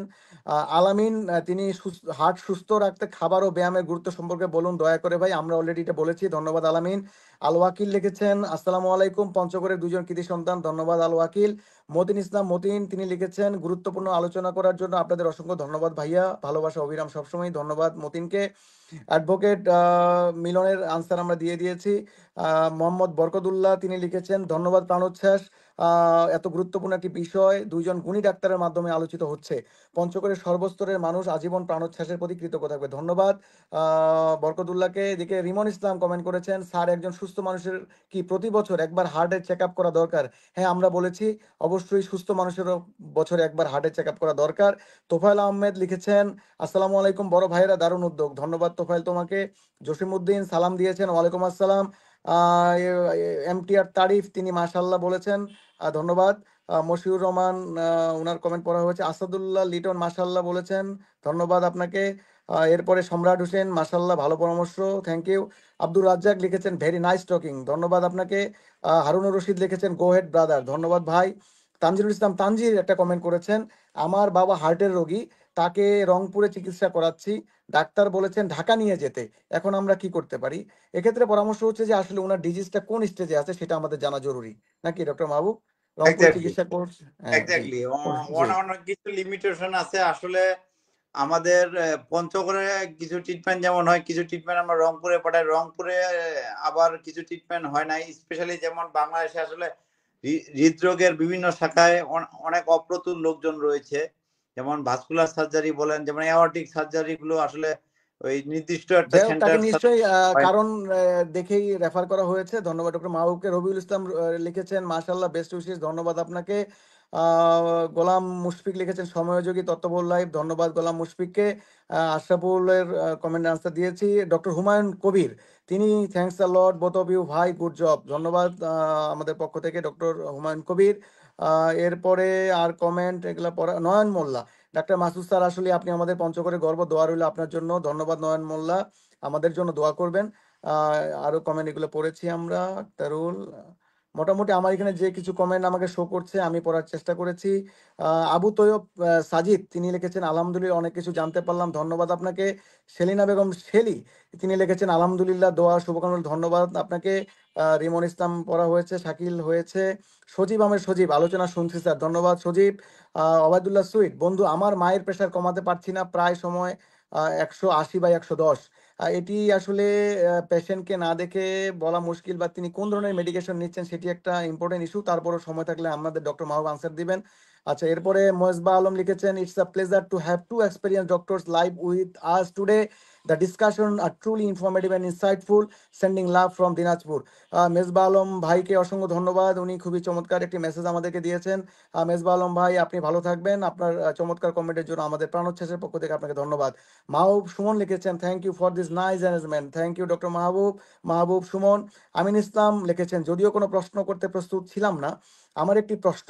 শীতের সময় আসলে আমার পায়ের রগ টেনে ধরে, মাঝে মধ্যে হাত সহ শরীরের অন্যান্য অঙ্গেও এমন হয় এবং প্রদাহ হয়। এটার কারণ ও প্রাথমিক চিকিৎসা সম্পর্কে যদি বলতেন। আমিন ইসলাম, তুমি পঞ্চগড়েই থাকো, আমার মনে হয় আমাদের সময় অনেক কম আজকে, ছোট ভাই কিছু মনে করো না। তুমি সরাসরি মাহবুবের সাথে দেখা করো, আর শেষে সময় পেলে আমরা এটা নিয়ে আরো আলোচনা করব। ইব্রাহিম হোসেন ইমন লিখেছেন, আসসালামু আলাইকুম স্যার, কেমন আছেন আপনারা? আলহামদুলিল্লাহ, আমরা ভালো আছি। আমিন ইসলাম আবারও কমেন্ট করেছেন, শুভকামনা জানাই, প্রাণোচ্ছ্বাসের প্রতিটি কাজ সৃজনশীল, সম্পৃক্ত সকলকে অসংখ্য ধন্যবাদ। আমিন ইসলাম, তোমাকেও আমাদের প্ল্যাটফর্মে স্বাগতম। শাহজাহান সিরাজ লিখেছেন, অভিনন্দন, আপনাকে অসংখ্য ধন্যবাদ শাহজাহান সিরাজ। আচ্ছা, আমিন ইসলাম ছোট ভাই প্রশ্ন যেহেতু করেই ফেলেছে, তার প্রশ্নটার উত্তর একটু যদি দেওয়া সম্ভব হয়। ডক্টর মাহবুব, তিনি লিখেছেন যে শীতের সময় আসলে পায়ে রগ টেনে ধরে। তো এটার সাথে আসলে কি আজকে কার্ডিওলজি বা ইয়ার মানে আপনার বিশেষ করে পেরিফেরাল ভাস্কুলার জি, ডিজিজের কোনো সম্পর্ক exactly। আছে কিনা এরকম? হ্যাঁ, তার আসলে যেটা আমার প্রয়োজন, তার আসলে ফিজিক্যাল এক্সামিনেশন করা প্রয়োজন। ফিজিক্যাল এক্সামের পাঁচ দরকার, তার বয়স দরকার, অন্যান্য অনেক বিষয় দরকার, ফ্যামিলি হিস্ট্রি, হ্যাঁ, এগুলো অনেক দরকার। আমার হ্যাঁ, মনে হ্যাঁ, হয় যে এটা আসলে ডাক্তার 5 মাহবুব ট্রিটমেন্ট কোন ডাক্তার 5 মাসুদ, এটা আসলে কিলোমিটার। সময়ের ব্যাপার। আমি আমিন ইসলামকে ধন্যবাদ জানাই তার প্রশ্নের জন্য। উত্তরের জন্য তাকে আসলে আমরা ফ্রি অফ কস্ট চেম্বারে আহ্বান জানাচ্ছি। আমিন, তুমি চলে এসো এনি টাইম আমার কাছে, মাহবুবের কাছে, আমরা তোমাকে ইনশাল্লাহ মানে তুমি আমাদের কাছে মানে আমাদের কাছে তোমার দাওয়াত থাকলো। হ্যাঁ, তুমি চলে আসবা, হাসপাতালেও তুমি ইনভাইটেড, চেম্বারও তুমি আসবা, কোনো অসুবিধা নেই। এটার জন্য মানে আমরা সবসময় প্রস্তুত। আরেকটা বিষয় হচ্ছে যে পঞ্চগড়ের যারা আমাদের চিকিৎসা এখানে পঞ্চগড়বাসী রয়েছেন, আমি এবং ডাক্তার মাহবুব আমরা দুজনে প্রাণোচ্ছ্বাস থেকে আমরা আজকে লাইভ করছি এবং আমরা কাজ করি। বিশেষ করে যারা পঞ্চগড়ের যারা আপনারা অসহায় দরিদ্র দুস্থ মানুষ রয়েছেন, আপনারা ডক্টর মাহবুব এবং মাসুদকে আমরা এতটুকু আপনাদেরকে বলতে চাই যে আমি তো ঢাকায় থাকি, তারপরে পঞ্চগড়ে গেলে আপনারা অসহায় দুস্থ মানুষ, আপনারা আমাদের কাছে অলওয়েজ ওয়েলকাম। আমাদের মানে এটা লাইভে বলা ঠিক না, তারপরে বলি পঞ্চগড়ের সন্তান হিসেবে আমাদের দায়িত্ব রয়েছে। সেই দায়িত্বশীলতার জায়গা থেকে আমরা বলবো যে আপনারা ভিজিট বা ডাক্তারের ফি নিয়ে অসহায় দুস্থ মানুষ, আমাদের কাছে দরজা খোলা। আপনাদের কারো কোনো অর্থনৈতিক সমস্যা থাকলে আপনারা আমাদেরকে জানাবেন, প্রাণোচ্ছ্বাসকে জানাবেন। আমরা সামনে আমরা যেমন ড্রাগ ব্যাংক, ইনসুলিন ব্যাংক রেখেছি, আমরা কিন্তু আপনাদের জন্যই। আমরা সামনে আরও ব্যাপক আকারে হার্টের অ্যাটাকের জন্য, বিশেষ করে ইকোস্পিরিন থেকে অন্যান্য ওষুধ বা হাইপার টেনশনের ওষুধ, এগুলো আমরা ব্যাপক আকারে মানুষকে ফ্রি দেওয়ার চেষ্টা করব, যদিও আমাদের ফান্ডিং শর্টেজ, ভবিষ্যতে করব। তবে আরেকটা ব্যাপার হচ্ছে যে আপনারা আমাদের আমরা আপনাদের সন্তানের মতো, আপনাদের ভাইয়ের মতো। আপনাদের বিশেষ করে অর্থনৈতিক সমস্যাকে ধরেন আপনারা ওইটাকে বড় বিষয় ভাববেন না যে আমার মানে আমার হার্টের সমস্যা আছে, আমি ডাক্তার মাহবুবকে দেখাতে, ব্যাপারটা এরকম না। আপনারা হাসপাতালে যে কোনো সময় বা যদি কখনো চেম্বারও প্রয়োজন হয়, আপনারা আমাদের চেম্বারে আসবেন। কারো কোনো অর্থনৈতিক সমস্যা থাকলে এটা কনসিডার করা হবে। আমরা অসহায় দুস্থ মানুষকে আমরা ফ্রিতে চিকিৎসা দেওয়ার জন্য প্রতিজ্ঞাবদ্ধ পঞ্চগড়ের মানুষের কাছে। মাহবুব, এটা আমার তরফ থেকে বললাম। এবং মাহবুব আসলে আপনি যেহেতু আমার ছোট ভাই, আমি এতটুকু বলবো, আমার মনে হয় সেম মেসেজটা আপনিও দিবেন যে পঞ্চগড়বাসীর জন্য, বিশেষ করে মেডিকেল উইং প্রাণোচ্ছ্বাস আমার থেকে। সবার অর্থনৈতিক ক্যাপাসিটি এক নেই। সবার আসলে টাকা দিয়ে যেমন চেম্বারে দেখানো সম্ভব না, তারা হাসপাতালে আসতে পারে। চেম্বারে আসলেও তারা যদি আমাদেরকে জানায় যে আমরা আর্থিক আমাদেরকে জানাইতে হবে। জি, এবিলিটি এই মুহূর্তে নেই, আমরা অবশ্যই মানে সেটা। প্রাণোচ্ছ্বাস যেটা করতে চাই মাহবুব, আগামী দিনে আমাদের, আপনি মেডিকেল উইং এর প্রেসিডেন্ট, আমরা প্রাণোচ্ছ্বাস থেকে এইটুকু প্রতিজ্ঞাবদ্ধ হতে পারি কিনা যে পঞ্চগড়ের মানুষের যেন মানে টাকার জন্য, 500 টাকা ভিজিটের জন্য যেন ট্রিটমেন্ট পাচ্ছে না, এই বিষয়টা যেন না ঘটে। আমরা আপনাদেরকে সব জায়গায় আমন্ত্রণ জানাই। তবে আমাদের পার্সোনাল একটা লাইভ রয়েছে, আমাদের চিকিৎসকদেরও লাইভ, মানে একটা জীবন রয়েছে। আপনারা আমাদের মানে জীবনের কথাও ভাববেন, কারণ ডাক্তার মাহবুব চাইলেও 24 ঘন্টা তো সার্ভিস দিতে পারবে না। সেক্ষেত্রে আমাদের আরও যারা ডাক্তার পঞ্চগড়ে রয়েছেন, ডাক্তার আবু সায়েম বা নাসরিন পারভিন থেকে অন্যান্য অনেক চিকিৎসক, আমাদের সিনিয়র চিকিৎসকরা রয়েছেন, আছেন, আমাদের পঞ্চগড়ে যেসব সিনিয়র চিকিৎসক, জুনিয়র চিকিৎসক যারা এই মুহূর্তে আছে, সবাই আমার জানা মতে এবং প্রাণোচ্ছ্বাস উইংয়ে প্রায় আমরা 25-30 জন চিকিৎসক ইনভলভ রয়েছি এবং ইভেন প্রাইভেট ডক্টররাও রয়েছি। আমরা আমাদের মেডিকেল উইং থেকে সামনে আরও ব্যাপক কিছু প্রোগ্রাম আমরা আপনাদেরকে দিব। আমরা এতটুকু বলতে চাই যে টাকার জন্য চিকিৎসা যেন থেমে না থাকে। প্রিয় দর্শক, আপনারা এই মেসেজটা দিবেন যে প্রাণোচ্ছ্বাস মেডিকেল উইং থেকে এই মেসেজটা দেওয়া হয়েছে যে টাকার জন্য চিকিৎসা বা ভিজিটের জন্য কোনো ট্রিটমেন্ট পাবেন না, এটা প্রাণোচ্ছ্বাস মেডিকেল উইং এখানে প্রতিজ্ঞাবদ্ধ। এই ধরনের ঘটনা ইনশাল্লাহ ভবিষ্যতে ঘটবে না। মাহবুব, আরো দুই একটা কমেন্ট করতে চাই। দর্শকরা কমেন্ট করেছেন এত রাত পর্যন্ত, অনেক দর্শক আমাদের সাথে, অনেকেই আমি দেখতে পাচ্ছি ইজ ওয়াচিং আমাদের সাথে। ডক্টর মনসুস্তার পঞ্চগড়ের, আবু সায়েম ভাই, নাসরিন পারভিনের মতো বিখ্যাত চিকিৎসকরা এই মুহূর্তে আমাদের সাথে ওনারা উপস্থিত রয়েছেন। তো আমি যেটা বলছিলাম যে ডক্টর মাহবুব, আরো দু একটা কমেন্ট। এখানে জিনিয়াস প্রধান লিঞ্জু তিনি একটা কমেন্ট করেছেন। প্রথমত মনের অন্তঃস্থল থেকে ধন্যবাদ জানাই প্রতিবেশী বড় ভাই প্রিয়মুখ মাসুদ ভাই এবং মাহবুব ভাইয়ের প্রতি। ধন্যবাদ ধন্যবাদ লিঞ্জু, তোমাকে, তুমি কমেন্ট করেছো। পঞ্চগড় জেলা ফারিয়ার পক্ষ থেকে আমাদেরকে শুভেচ্ছা জানানো হয়েছে, আবারও ধন্যবাদ। মোহাম্মদ জয় নামে একজন লিখেছে গুড জয়, গুড জব, গুড জব, ধন্যবাদ জয় ভাই। আমার মনে হয় যে আমার সামনে যেসব কমেন্ট দর্শক এসেছে, আমরা প্রত্যেকটা কমেন্টকে অ্যাড্রেস করার চেষ্টা করেছি। মাননীয় দর্শক মণ্ডলী, আপনারা যারা এখনো আমাদের সাথে উপস্থিত রয়েছেন, আমরা লাইভটা হয়তো বা আর বেশিক্ষণ চালাতে পারছি না বা আপনাদের ধৈর্যের চ্যুতি ঘটাতে চাই না। তবে সুপ্রিয় দর্শক মণ্ডলী, আজকে আমরা কতটুকু উপকৃত হয়েছি বা করতে পেরেছি জানি না। ভবিষ্যতে এই ধারা অব্যাহত থাকবে। প্রাণোচ্ছ্বাস মেডিকেল উইং থেকে আমাদের মাসে একটা দুইটা লাইভ ইনশাল্লাহ থাকবে। আপনারা যদি আমাদের সাথে থাকেন, আমাদেরকে যদি এনকারেজ করেন, আমরা ইনশাল্লাহ প্রাণোচ্ছ্বাসের পক্ষ থেকে আপনাদের সাথে আছি, থাকবো ইনশাল্লাহ। মাহবুব, আমার মনে হয় যে প্রশ্ন অনেকগুলি চলে এসেছে। যদি কোনো প্রশ্ন বাদ যায়, আমাদের আইটি সেক্রেটারি নাইম, আরিফ বিল্লাহ নাইম, তুমি এটা সামনে দিও। ওবায়দুল হক রুবেল, আলহামদুলিল্লাহ স্যার, ধন্যবাদ রুবেল। তো আমার মনে হয় আর কোনো যদি কমেন্ট বাকি যায় ভাই, তুমি সামনে এনে দাও। ডক্টর মাহবুব, অনেক কথা হলো, আপনি চমৎকার আলোচনা করেছেন। আসলে মানে আমি পঞ্চগড়বাসী আপনার কাছে কৃতজ্ঞ। ডক্টর মাহবুব, আমি আপনাকে ফ্লোর দিচ্ছি।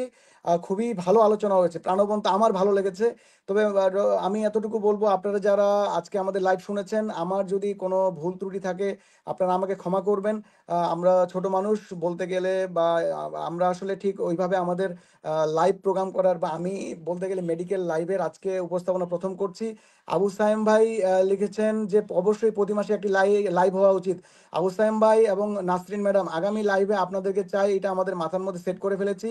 আগামী লাইভে আপনারা আসছেন, বাচ্চাদের নিয়ে, গর্ভবতী মাদের নিয়ে আমাদের আলোচনা হবে। আগামী লাইভে আপনারা প্রস্তুতি নেন, এইবারে কিন্তু ফাঁকি দেয়া যাবে না ভাই। আচ্ছা, যেটি বলছিলাম, মশিউর রহমান আবারও কমেন্ট করেছেন। তিনি লিখেছেন যে প্রাণোচ্ছ্বাস টিকে তার 1000 বছর। ধন্যবাদ মশিউর, আপনাকে। আপনি অনেক চমৎকার চমৎকার প্রশ্ন করেছেন। যাই হোক, আমার মনে হয় যে মাহবুব, আমরা একেবারে শেষ প্রান্তে এসেছি। একেবারে শেষ প্রান্তে আপনি প্রাণোচ্ছ্বাস সম্পর্কে দুটি কথা বলবেন, আর আপনি হার্টের ডিজিজ সম্পর্কে, বা আমরা যদি একেবারে কনক্লুশনে যাই, সামারি করতে যাই, তাহলে আমরা আসলে কোন বিষয়গুলোকে গুরুত্ব দিব। আমি আমার পক্ষ থেকে বলি যে আপনি যখনই বুকে চলে আসবে, যখনই আপনি ভাববেন বা ভাবতেছেন যে আমার হার্টের সমস্যা হতে পারে, আপনি গ্যাসের সমস্যা ভাববেন না, আপনি হার্টের সমস্যাকে প্রায়োরিটাইজ করবেন। আপনি তখনই আপনি তখনই আপনি চিন্তা করবেন যে আমাকে হাসপাতালে যেতে হবে, সদর হাসপাতালে। ইসিজি ট্রপনি নাই, আমরা ওটা ব্যবস্থা করব ইনশাল্লাহ। আমরা সিভিল সার্জন মহোদয়ের সাথে যোগাযোগ করব, পঞ্চগড়ে যেন 24 ঘন্টা এই ইসিজি করতে পারা যায়, এবং ট্রপনি নাইয়ের ব্যবস্থা কিভাবে করা যায়, প্রয়োজনে আমরা একদম মহাপরিচালক পর্যন্ত বা সচিব পর্যন্ত যোগাযোগ করবো। যেখানে গেলে পঞ্চগড়ের মানুষ সেবা পাবে, সেখান পর্যন্ত আমরা যেতে প্রস্তুত। তো আমি যেটা বলবো, আপনারা দেরি না করে হাসপাতালে চলে আসবেন। আর মাহবুব, আপনি শেষ কথা আমাকে বলবেন যে হার্ট সম্পর্কে সামারি, হার্ট অ্যাটাক নিয়ে বা হার্ট ডিজিজ নিয়ে আর প্রাণোচ্ছ্বাস নিয়ে দুটি কথা বলবেন। যেতে নাহি দিব হয়, আসলে আপনাকে যেতে দেওয়ার ইচ্ছা করতেছে না, এখানে এই লাইভ থেকে সরে যেতেও ইচ্ছা করছে না। এখনো মানুষ কমেন্ট করছে, আরো কমেন্ট এসেছে। আদিব মুনতাসির লিখেছে, আগামীতে এরকম চমৎকার আরো সচেতনামূলক আয়োজন আশা করছি। ধন্যবাদ আদিব মুনতাসিরকে। অ্যাডভোকেট মিলন লিখেছেন, অনেকের মধ্যে হার্টের চিকিৎসা করতে বিদেশ যাবার প্রবণতা দেখি, বাংলাদেশে হার্টের। ডক্টর মাহবুব, আসলে এটা আমরা, মানে আমাদের এই আলোচনাটা করা হয়নি যে বাইরে যাওয়ার যে প্রবণতা। অ্যাডভোকেট মিলন, অসংখ্য ধন্যবাদ আপনাকে। সময়োযোগী আপনি এটা প্রশ্ন করেছেন, যুগ উপযোগী প্রশ্ন করেছেন। এই প্রশ্নের উত্তর দিয়ে আপনি সামারি করবেন, দেন প্রাণোচ্ছ্বাস নিয়ে আপনি আগে এই প্রশ্নের উত্তর দেন যে বিদেশে যাওয়ার যে বিষয়টা। ডক্টর মাহবুব, আমরা আসলে হার্টের রোগ নিয়ে আসলে অনেককেই বাইরে যেতে দেই, বিশেষ করে আমাদের পার্শ্ববর্তী ইন্ডিয়াতে যেতে দেখি, দেশের নামই বলি। আসলে বাংলাদেশের লোকবল যদি বলি, বাংলাদেশের 18 কোটি লোকের জন্য কার্ডিওলজিস্ট রয়েছে 1200 জন এবং কার্ডিয়াক সার্জন রয়েছে 200 জন, যার মধ্যে আবার ডেডিকেটেড শুধু কনজেনিটাল হার্ট ডিজিজ নিয়ে কার্ডিয়াক সার্জারি করে 15 জন, এবং এটা শুধুমাত্র ন্যাশনাল হার্ট ফাউন্ডেশনেই বেশিরভাগ যেগুলো কমপ্লেক্স কনজেনিটাল হার্ট ডিজিজ সেগুলো করা হয়ে থাকে। বাংলাদেশে 2টি সেক্টর বেশ ডেভেলপ করেছে, যেটা হলো স্টেন্টিং আমরা যেটা বলি, সেটা ভালো ডেভেলপ করেছে, এবং করোনারি আর্টারি বাইপাস রিং পরানো সোজা বাংলায়, আর এটা হলো বাইপাস সার্জারি, যেটা আমরা এই দুইটার সেক্টর ডেভেলপ করেছে। কিন্তু হার্টের যে আরো অনেকগুলো সেক্টর আছে, হৃদম নিয়ে সমস্যা, যেমন কমপ্লেক্স কনজেনিটাল হার্ট ডিজিজ, এই জন্য আমাদের ডেডিকেটেড পার্সন রয়েছে শুধু 15 জন। এই 15 জন মিলে আর ন্যাশনাল হার্ট ফাউন্ডেশনে শুধুমাত্র এটা নিয়ে কাজ করা হয়ে থাকে। তো এরকম একটা সেন্টার নিয়ে আসলে 18 কোটি মানুষকে সার্ভ করা কঠিন। আর আমাদের যেহেতু বেশিরভাগই আসলে দেখা যায় যে কার্ডিওলজিস্টদের চেম্বারে অনেক বেশি রাশ থাকে, রোগীদের প্রপারলি আসলে সময় দেওয়া হয় না, হয়তো আমরা ইচ্ছা থাকা সত্ত্বেও রোগীর পরিমাণ বেশি হওয়ার কারণে দেওয়া হয় না।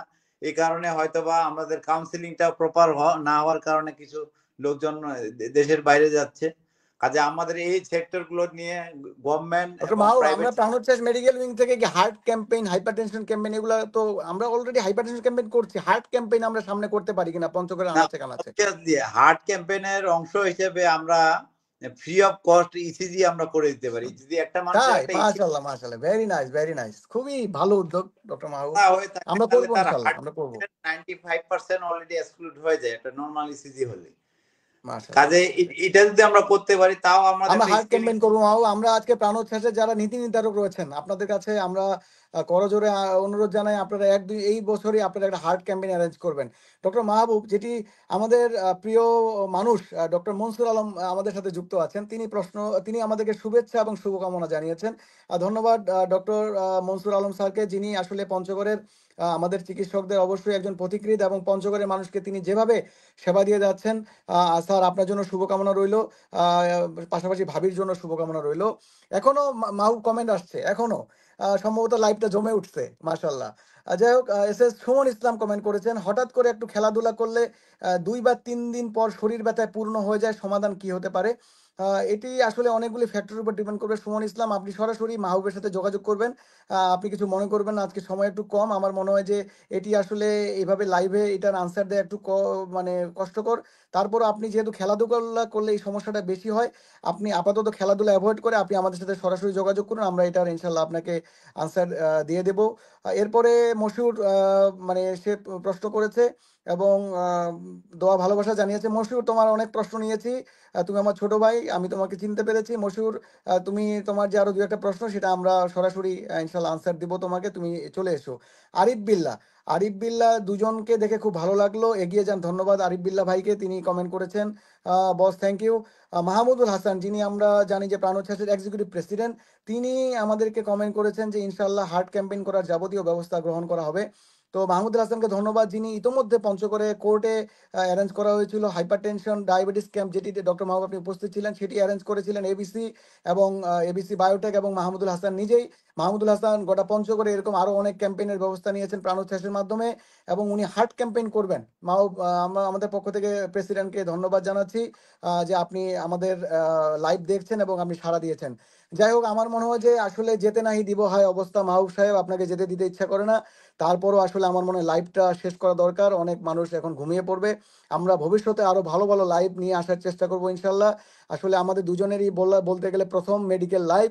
আমরা ইনশাল্লাহ আপনাদের যে আজকে উৎসাহ উদ্দীপনা দেখেছি, এবং অনেকের কমেন্ট হয়তো পড়তে পারিনি, আমার কাছে হয়তো বা সেটা ভিউ করেনি বা আমাকে সেটা শো করেনি, আপনারা কিছু মনে করবেন না। আপনারা যাদের কমেন্ট পড়তে পারেনি, দুঃখিত। আপনাদের হার্ট নিয়ে আরো কোনো প্রশ্ন থাকলে আমরা ভবিষ্যতে হার্ট নিয়ে আরো এরকম মেডিকেল লাইভ করব, এবং আমরা পঞ্চগড়ে আনাচে কানাচে আরো বিভিন্ন ধরনের প্রোগ্রাম নিয়ে যেতে চাই। আপনারা আমাদের পাশে থাকবেন। আমার মনে হয় যে ডক্টর মাহবুব, এরপরে যেটা বলার ছিল যে ডক্টর মাহবুব, একটা প্রশ্ন, যে এনজিওগ্রামে কোনো রিস্ক আছে কিনা, আসলে এটা একটু যদি বলতেন। এনজিওগ্রামে আসলে কোনো প্রসিডিউরে এটা একটা ইনভেসিভ প্রসিডিউর। না, সো ফার তো উই নো যে angiogram is the safe procedure, তারপরে কোনো রিস্ক আছে কিনা? তারপরে এটা আসলে more or less near about 100% safe procedure, কিন্তু কোনো ইনভেসিভ প্রসিডিউরে সেফ নয়। তাতে মাইনর রিস্ক আছে, সেই রিস্কটা এরিথমিয়া থেকে শুরু করে মৃত্যু পর্যন্ত হতে পারে। এখন রাস্তায় তো গাড়ি ঘোড়া প্রতিদিন চলে, অ্যাক্সিডেন্ট হয় একটা, কাজে আমরা রুটিন টেস্ট হিসাবে যে আমরা তো এনজিওগ্রাম করি না। এনজিওগ্রামের আগে আমরা ইসিজি, ইকোকার্ডিওগ্রাম, ইটিটি সবকিছুতে যখন অ্যানালাইসিস করে দেখি যে তার এনজিওগ্রামটা করাটা উচিত, তখনই আমরা করি। কাজে এটা রিস্ক নিয়ে আপনারা তো ভয় পাওয়ার কিছু নেই। এটা ডক্টর মাহবুব, খুবই ধন্যবাদ। যেহেতু এনজিওগ্রামের রিস্ক তুলনামূলক কম, দর্শক মন্ডলী, আমাদের মঞ্জুয়ারা পারভিন তিনি লিখেছেন, ধন্যবাদ তোদের এরকম উদ্যোগের জন্য। আমার বড় বোন, আপনাকে অসংখ্য ধন্যবাদ। আপনি এত রাত জেগে আছেন এবং আপনি আমাদের এভাবে ইন্সপায়ার করছেন। আমরা ভবিষ্যতেও ইনশাল্লাহ এ ধরনের প্রোগ্রাম করব। প্রাণোচ্ছ্বাস লিখেছে, আমাদের সাথে থাকার জন্য সকলকে ধন্যবাদ। প্রাণোচ্ছ্বাসের পক্ষ থেকে সবাইকে ধন্যবাদ। আপনি প্রাণোচ্ছ্বাস মেডিকেল উইংয়ের পক্ষ থেকে ডক্টর মাহবুব, আমরা শেষ করতে যাচ্ছি। আমি দর্শকদের কাছে বিদায় নেই যে আমি আসলে অনেক কথা বলে ফেলেছি। এটি আপনাদের বোঝার স্বার্থেই আমি চেষ্টা করেছি অনুষ্ঠানটিকে প্রাণবন্ত বা লাইভলি করার জন্য। তারপরও আসলে আমরা বিগিনার হিসেবে আমাদের ভুল ত্রুটি থাকতে পারে, এটা ক্ষমা সুন্দর দৃষ্টিতে দেখবেন। আগামী দিনে পঞ্চগড়ের জন্য আমরা সর্বাত্মক কাজ করে যাব ইনশাল্লাহ। আমরা দল মত ধর্ম বর্ণ নির্বিশেষে প্রাণোচ্ছ্বাস কাজ করে আগামী দিনেও প্রাণোচ্ছ্বাস কাজ করে যাবে ইনশাল্লাহ। আমি আমাদের মেডিকেল উইংয়ের সম্মানিত সভাপতি ডক্টর মাহবুবকে আমি বলবো যে আপনি আপনার শেষ কমেন্ট যদি প্রাণোচ্ছ্বাস নিয়ে করতে চান করবেন, এবং আপনি প্রাণোচ্ছ্বাসের সামনে আসলে আপনি কি করতে চান।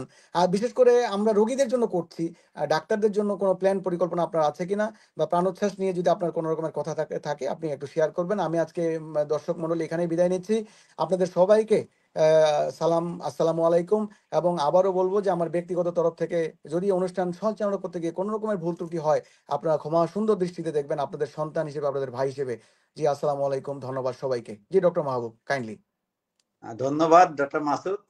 আসলে মেডিকেল উইং এর প্রেসিডেন্ট হিসেবে আমি বলতে চাই যে প্রথমে আমি কৃতজ্ঞতা জ্ঞাপন করছি প্রাণোচ্ছ্বাসের উজ্জীবিত সেই কর্মী বাহিনী, যাদের প্রচেষ্টা, বিশেষ করে আইটি উইং এর যে সাপোর্ট ছাড়া এই প্রোগ্রামটা কিছুতেই সম্ভব হতো না। তাদেরকে অসংখ্য ধন্যবাদ, এর পিছনে যারা শ্রম দিয়েছেন। এখন আমি হার্ট নিয়ে কিছু কথা বলতে চাই যে আসলে আমরা এখানে যেমন আমাদের এবার ওয়ার্ল্ড হার্ট ডে মূল যেটা থিম, যে আমাদেরকে অ্যাক্টিভ থাকতে হবে। অনেকে বলতে পারে যে আসলে আমাদের তো আসলে টাইম নেই, বিশেষ করে যারা ঢাকায় বা পঞ্চগড়েও অনেকে থাকে যে সকাল 8টার দিকে অফিসে যেতে হয়, আস্তে আস্তে রাত 8টা বেজে যায়।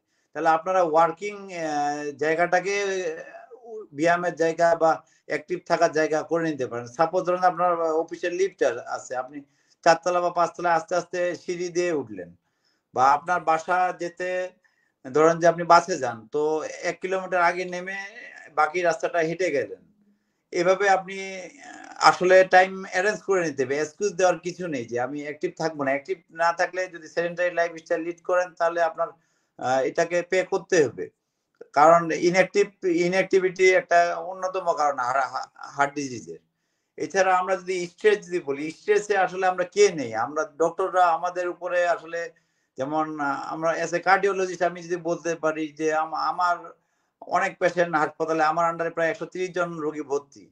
রেগুলার হার্ট অ্যাটাকের রোগী থাকে, যারা আরো আরো ইন্টারভেনশন সেন্টারে আছে, তারা ওটি টেবিলে ক্যাথ ল্যাবে এনজিওগ্রাম করতেছে। এনজিওগ্রাম করতে গিয়ে বা স্টেন্টিং করতে গিয়ে রোগী মারা যেতে পারে, বা এনজিওগ্রাম করে স্টেন্টিং লাগায় সবকিছু সাকসেসফুল হলো, রাতে আবার রোগী খারাপ হতে পারে। আসলে স্ট্রেস সবারই আছে, কিন্তু আমরা স্ট্রেসটাকে ওভারকাম করতে হবে। এবারে যেমন স্ট্রেসটা নিয়ে বেশি গুরুত্ব দেওয়া হয়েছে এবং এটা একটা রিকগনাইজ রিস্ক ফ্যাক্টর। কাজে আমাদের স্ট্রেস রিলিফের জন্য আমরা কি করতে পারি? আমরা প্রার্থনা করতে পারি। আমরা যারা মুসলমান তারা 5 ওয়াক্ত নামাজ পড়লাম, যে যার ধর্ম অনুযায়ী তারা প্রার্থনা করলো। এছাড়া আমরা যোগা করতে পারি। এছাড়া আমরা ভালো একটা বই পড়তে পারি, পছন্দের একটা গান শুনতে পারি, যাতে যেসব আমাদের প্রিয় মানুষ তাদের সাথে একটা সময় স্পেন্ড করতে পারি, যাতে আমাদের মন ভালো থাকে। মন ভালো থাকলে কিন্তু হার্ট ভালো থাকবে। এই জিনিসগুলো আমরা আসলে অ্যারেঞ্জ করে নিতে হবে। আর যদি এক্সকিউজ দিতে চাই, তাহলে পাশাপাশি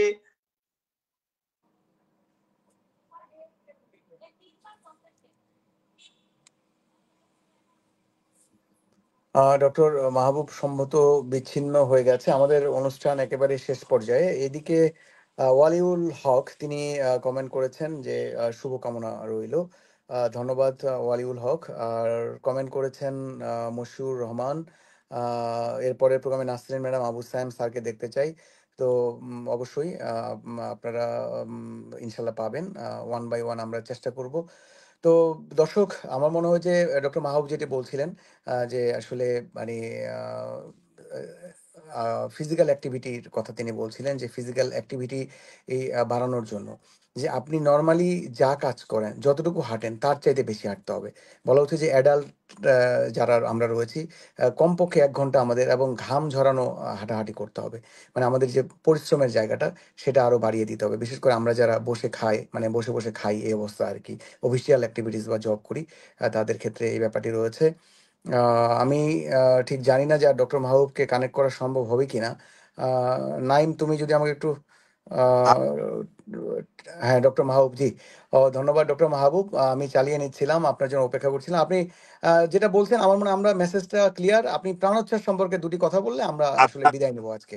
আচ্ছা, প্রাণোচ্ছ্বাসের এখন আমি মেডিকেল উইং এর প্রেসিডেন্ট আমাকে করার জন্য আসলে প্রাণোচ্ছ্বাসের সবার প্রতি কৃতজ্ঞতা। তো আমরা যেটা প্ল্যান যে আমাদের একই সাথে ২টা কাজ সাইড বাই সাইড করতে হবে। আমাদের রোগীদের অ্যাওয়ারনেস প্রোগ্রামটা বিল্ড আপ রাখতে হবে। রোগীদেরকে তাদের ডিজিজ সম্বন্ধে যদি না বুঝে, একজন হার্টের রোগী সে কোন ওষুধটা কি জন্য খাচ্ছে সেটা যদি সে না বুঝে, তাহলে টুডে অর টুমরো সে কিন্তু ওষুধ ছেড়ে দিবে।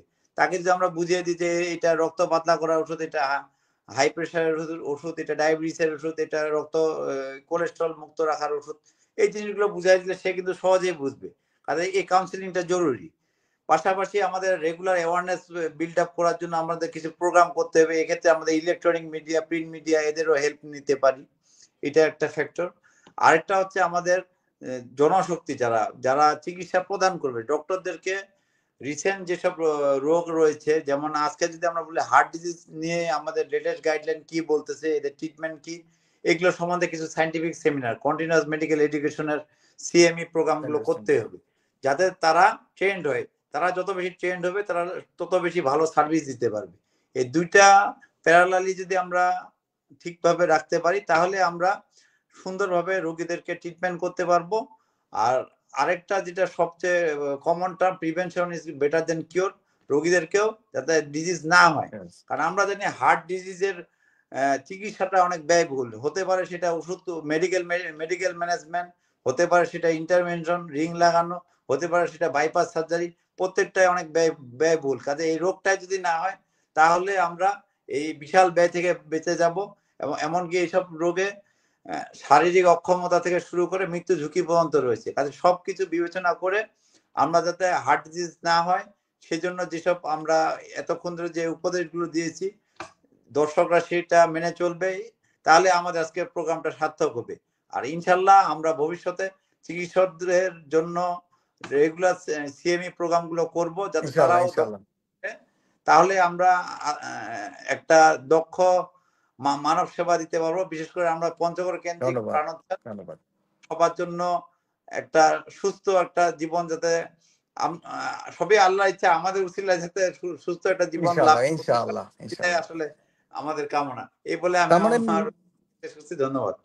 তার মানে মিস্টার প্রেসিডেন্ট, আপনি যেটা বলছিলেন যে আমরা চিকিৎসকদেরকে দক্ষ করার চেষ্টা করব, আমরা হেলথ স্টাফ যারা রয়েছে, হেলথ ওয়ার্কার যারা রয়েছে, আমাদের সাপোর্ট স্টাফ যারা রয়েছে, আমরা তাদেরকে দক্ষ করার চেষ্টা করব, অ্যাজ ওয়েল অ্যাজ পঞ্চগড়ের মানুষের গণ সচেতনতা বৃদ্ধির লক্ষ্যে প্রাণোচ্ছ্বাস মেডিকেল উইং কাজ করবে। চিকিৎসক এবং রোগী সবার জন্যই প্রাণোচ্ছ্বাস কাজ করে যাবে। এটি আমাদের মেডিকেল উইং প্রাণোচ্ছ্বাস সভাপতি তিনি এই প্রত্যাশা ব্যক্ত করেছেন। আহ আজকে আমরা একেবারেই তো শেষ। আমি বিদায় একবার নিয়েছি। আবারও ডক্টর মাহবুবকে আমি অসংখ্য ধন্যবাদ জানাই। আমার ব্যক্তিগত এবং আমাদের যে সংগঠন প্রাণোচ্ছ্বাসের সর্বোচ্চ বডি নির্বাহী পরিষদ থেকে আমরা ধন্যবাদ জানাই। খুবই চমৎকার হয়েছে, আপনি অনেক সময় দিয়েছেন, খুবই প্রাণবন্ত আলোচনা হয়েছে। সুপ্রিয় সুধী, আপনারা আমাদের পাশে থাকার জন্য ধন্যবাদ, ভবিষ্যতে পাশে থাকবেন। আজ এই বলে বিদায় নিচ্ছি। সবাইকে সালাম, আসসালামু আলাইকুম। আসসালামু আলাইকুম।